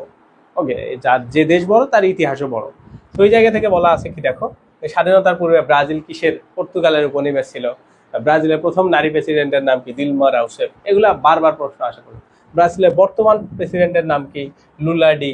ওকে, তারপরে বর্তমান বিশ্বের প্রথম মহিলা প্রেসিডেন্টের নাম ইবলা পেরেন, তিনি হচ্ছে ইসাবেলা পেরেন, তিনি হচ্ছে আর্জেন্টাইন ছিলেন। ওকে, এগুলো আসে। সর্বাধিক সরু দেশের নাম হচ্ছে চিলির বর্তমান প্রেসিডেন্টের নাম কি, এগুলা পরীক্ষাতে মোটামুটি আসে। ওকে, ভেনেজুয়েলিয়ায় কি নিষিদ্ধ, মৃত্যুদণ্ড নিষিদ্ধ, মাদকদ্রব্য এবং চোরাচালানের জন্য ভেনেজুয়েলিয়া শ্রেষ্ঠ একটা দেশ, এগুলা লেখা আছে। ওকে, এখন দেখে যে ওশেনিয়া বা অস্ট্রেলিয়া মহাদেশ। অস্ট্রেলিয়া শব্দের অর্থ কি, এশিয়ার দক্ষিণ অঞ্চল। মানে ওই যে আমরা নিচের অঞ্চলগুলাকে দেখলাম, এই যে আমরা যদি এইভাবে দেখি, এই যে নিচের এই জায়গাতে, এই জন্য বলা হয় এটাকে এশিয়ার দক্ষিণ অঞ্চল। ঠিক আছে, এভাবে এগুলা বলা হয়। এগুলা এখান থেকে একটু করে দেখবা, আমাদের পড়া শেষ। ওকে, ক্লাস শেষ। এখন জাস্ট তোমাদের ওই যে বিভিন্ন দেশের পূর্ব নাম কি ছিল, আরো এক্সট্রা কোনো তথ্য আছে কিনা, উপনাম কি ছিল, সেগুলা আমি সব করে করে দিয়ে দিছি, যেগুলা শুধু এক্সামে চলে আসে। যেগুলা শুধু এক্সামে চলে আসে। তো তোমরা এটা খুবই ভালো করে মুখস্থ করে নিবা। ওকে, এইটা একটা, তারপরে এইটা একটা। এই যে এইখানে উপনাম শুরু হয়েছে এখান থেকে, আর বাকিগুলো এখান থেকে পূর্ব নাম ছিল। ওকে, দেখো থাইল্যান্ডের উপনাম কি, এগুলো ওকে, সাদা আদির দেশ বলা হয়, এগুলো উপনাম। এইখান থেকে কয়েকটা পড়বা, পড়লেই তোমাদের শেষ। মানে ওই ইন্টারন্যাশনাল রিলেটেড বিভিন্ন দেশ এবং নামে এগুলোর বাইরে পরীক্ষাতে আসেনি, সেই কয়েকটা পড়লেই তোমাদের হয়ে যাবে, এই কয়েকটা পড়লেই তোমাদের কমপ্লিট হয়ে যাবে। ওকে, এই হচ্ছে তোমাদের আজকের পড়াশোনা শেষ। ওকে, এই হচ্ছে মোটামুটি আজকের আমাদের ক্লাস। ওকে, তো এইটাই। আমরা যদি দেখি আজকে আমরা আসলে কতগুলা কি পড়ছি, আমরা আজকে অনেক কিছু পড়ছি। হ্যাঁ, আমরা আজকে অনেকগুলো পড়ছি। এই যে নির্ভর.নেটে আসলেই তোমরা দেখতে পাবো আজকে আমরা কতগুলা টপিক। নির্ভর.নেট কি, এইখানে তোমরা নিজের ইচ্ছা মতো পরীক্ষা দিতে পারবা, তাই না? এইখানে নিজের ইচ্ছা মতো কি করতে হবে, কোর্স কিনুন অপশনে আসতে হবে। এইখানে দেখো তোমরা যারা চাও যে আমাদের এক্সাম ব্যাচে ভর্তি হবে, এখানে এক্সাম ব্যাচের সবকিছু তথ্য দেওয়া আছে। হ্যাঁ, এই যে নির্ভর.নেটে আসলে 100 দিনে এই এক্সাম ব্যাচ, এটাতে তুমি চাইলে ভর্তি হইতে পারো। ওকে, এইভাবে সবকিছু ডিটেলস এইখানে দেওয়া আছে, এটা দেখবা। তারপরে এই যে তুমি যদি জিকে যে টপিকগুলো পড়াচ্ছি সেগুলোর উপরে পরীক্ষা দিতে চাও, এখানে আছে আরো বিভিন্ন এইখানে কোর্স আছে, ইংলিশ ভার্সনের জিকে। তারপরে তুমি চাইলে আমাদের মক টেস্টের জন্য শুধু কিনতে পারো। হ্যাঁ, ওয়েবসাইটে সব ফিচার কিনতে পারো চাইলে, এইখানে বিভিন্ন অপশন আছে, সেগুলো তোমরা নিবা। ওকে, এই হচ্ছে এখানকার বিষয়। আর আজকে আমরা টপিক পড়লাম কি কি, এই যে মক পরীক্ষায় যদি আমরা আসি, আমরা যদি আন্তর্জাতিক জিকেতে আসি, হ্যাঁ, সাধারণ জ্ঞান আন্তর্জাতিক, এইখানের মধ্যে দেখো আমরা কোথায় পড়ছি, আমরা বিভিন্ন সভ্যতাগুলো প্রথম লেকচারে আন্তর্জাতিকে পড়ছি, আজকে তো আমরা দ্বিতীয় লেকচার, তাই না? আমরা এই যে এইখান থেকে পড়ছি, এই যে মহাদেশ থেকে শুরু করে আমরা একদম কতগুলা টপিক, অনেক টপিক পড়ছি, এই পর্যন্ত পড়ছি। ওকে, তো তোমরা চাইলে প্রত্যেকটা টপিক যেগুলো আমি পড়াইলাম সেগুলোর উপরেও এইখানে এসে এক্সাম দিতে পারবা, আমাদের ওই কোর্সগুলোর যে কোনো একটা কিনলেই তুমি এই অফারগুলো পাবা। ওকে, শুধুমাত্র ইংলিশ ভার্সনের জিকে ওইটা বাদ দিয়ে, তো এটা কিনে তোমরা এখানে পরীক্ষা দিতে পারো, আশা করি তোমরা অনেক বেশি লাভবান হবা। ঠিক আছে, ঢাবি ছাড়া অন্য কোনো বিশ্ববিদ্যালয়ের প্রশ্ন ব্যাংক নাই, কে বলছে দেখি? প্রশ্ন ব্যাংক বি ইউনিট, আচ্ছা ঢাবি ছাড়া নাই। আচ্ছা, আমি তাহলে বিউপিতে ঢুকে দেখি কি, বিউপিতে তো এই যে প্রশ্ন আছে, যদি আমি FA/SSA যাই, এই যে প্রশ্ন ব্যাংক বিউপির পরীক্ষা দিচ্ছি, ঠিক আছে না? আছে, আমরা অন্যগুলা দেখি, একজন বলছো আর কি, এজন্য আমি এটা দেখাচ্ছি ওরে। তারপরে আমি কোথায় দেখি লাস্টেরটা দেখি অ্যাড করা হয়েছে কিনা, এটাতে অ্যাড করা হয়নি, কয়েকদিনের মধ্যে অ্যাড করা হবে। এগুলো আমরা তো কাজ করি রেগুলার, এগুলাতে কাজ করা হয়। হ্যাঁ, চট্টগ্রামের দেখি, চট্টগ্রামেরও অ্যাড করা হয়নি, দেখি আর কোথায়, রাবি ছবি গুচ্ছের দেখি, গুচ্ছের অ্যাড করা হয়েছে, গুচ্ছের আছে। হ্যাঁ, তার মানে 2-1টা বিশ্ববিদ্যালয় এখনো বাকি আছে, এই মাসের মধ্যে সব কভার হয়ে যাবে। কবির কি অ্যাড করা হয়েছে? কবিরও অ্যাড করা হয় নাই। তাইলে ঢাবি তো আছে, জাহাঙ্গীরনগরের কি অ্যাড করা হয়েছে? হ্যাঁ, জাহাঙ্গীরনগরের অ্যাড করা হয়েছে, জাহাঙ্গীরনগরের প্রশ্ন অ্যাড করা হয়েছে, জাহাঙ্গীরনগরের প্রশ্ন আছে। হ্যাঁ, প্রশ্ন ব্যাংক এটা আমরা সার্ভিস চালু করব কিছুদিনের মধ্যেই। হ্যাঁ, যে প্রশ্ন ব্যাংকগুলা আমাদের অ্যাড করা হইলে আমরা সব চালু করে দেবো, সমস্যা নেই, এগুলো কয়েকদিনের মধ্যে অ্যাড হয়ে যাবে। ঠিক আছে, এই হচ্ছে বিষয়। এক্সাম ব্যাচের মধ্যে আছে, পরীক্ষা দিতে পারবে, এখন সব অ্যাড করা আছে। ঢাবির প্রশ্ন ছিল না, ওইগুলো আমরা তো অ্যাড করতেছি, এগুলো কয়েকদিনের মধ্যে অ্যাড হয়ে যাবে। তো এইটাই, আল্লাহ হাফেজ, আজকের ক্লাসটা এই পর্যন্তই। আর আমি তোমাদের দাগানো পিডিএফটাও দিয়ে দিব কিছুক্ষণের মধ্যেই, ওইটা তোমরা নিয়ে নিবা ডাউনলোড করে। আমি যদি এক্সপোর্টে দিয়ে দিই, ঠিক আছে।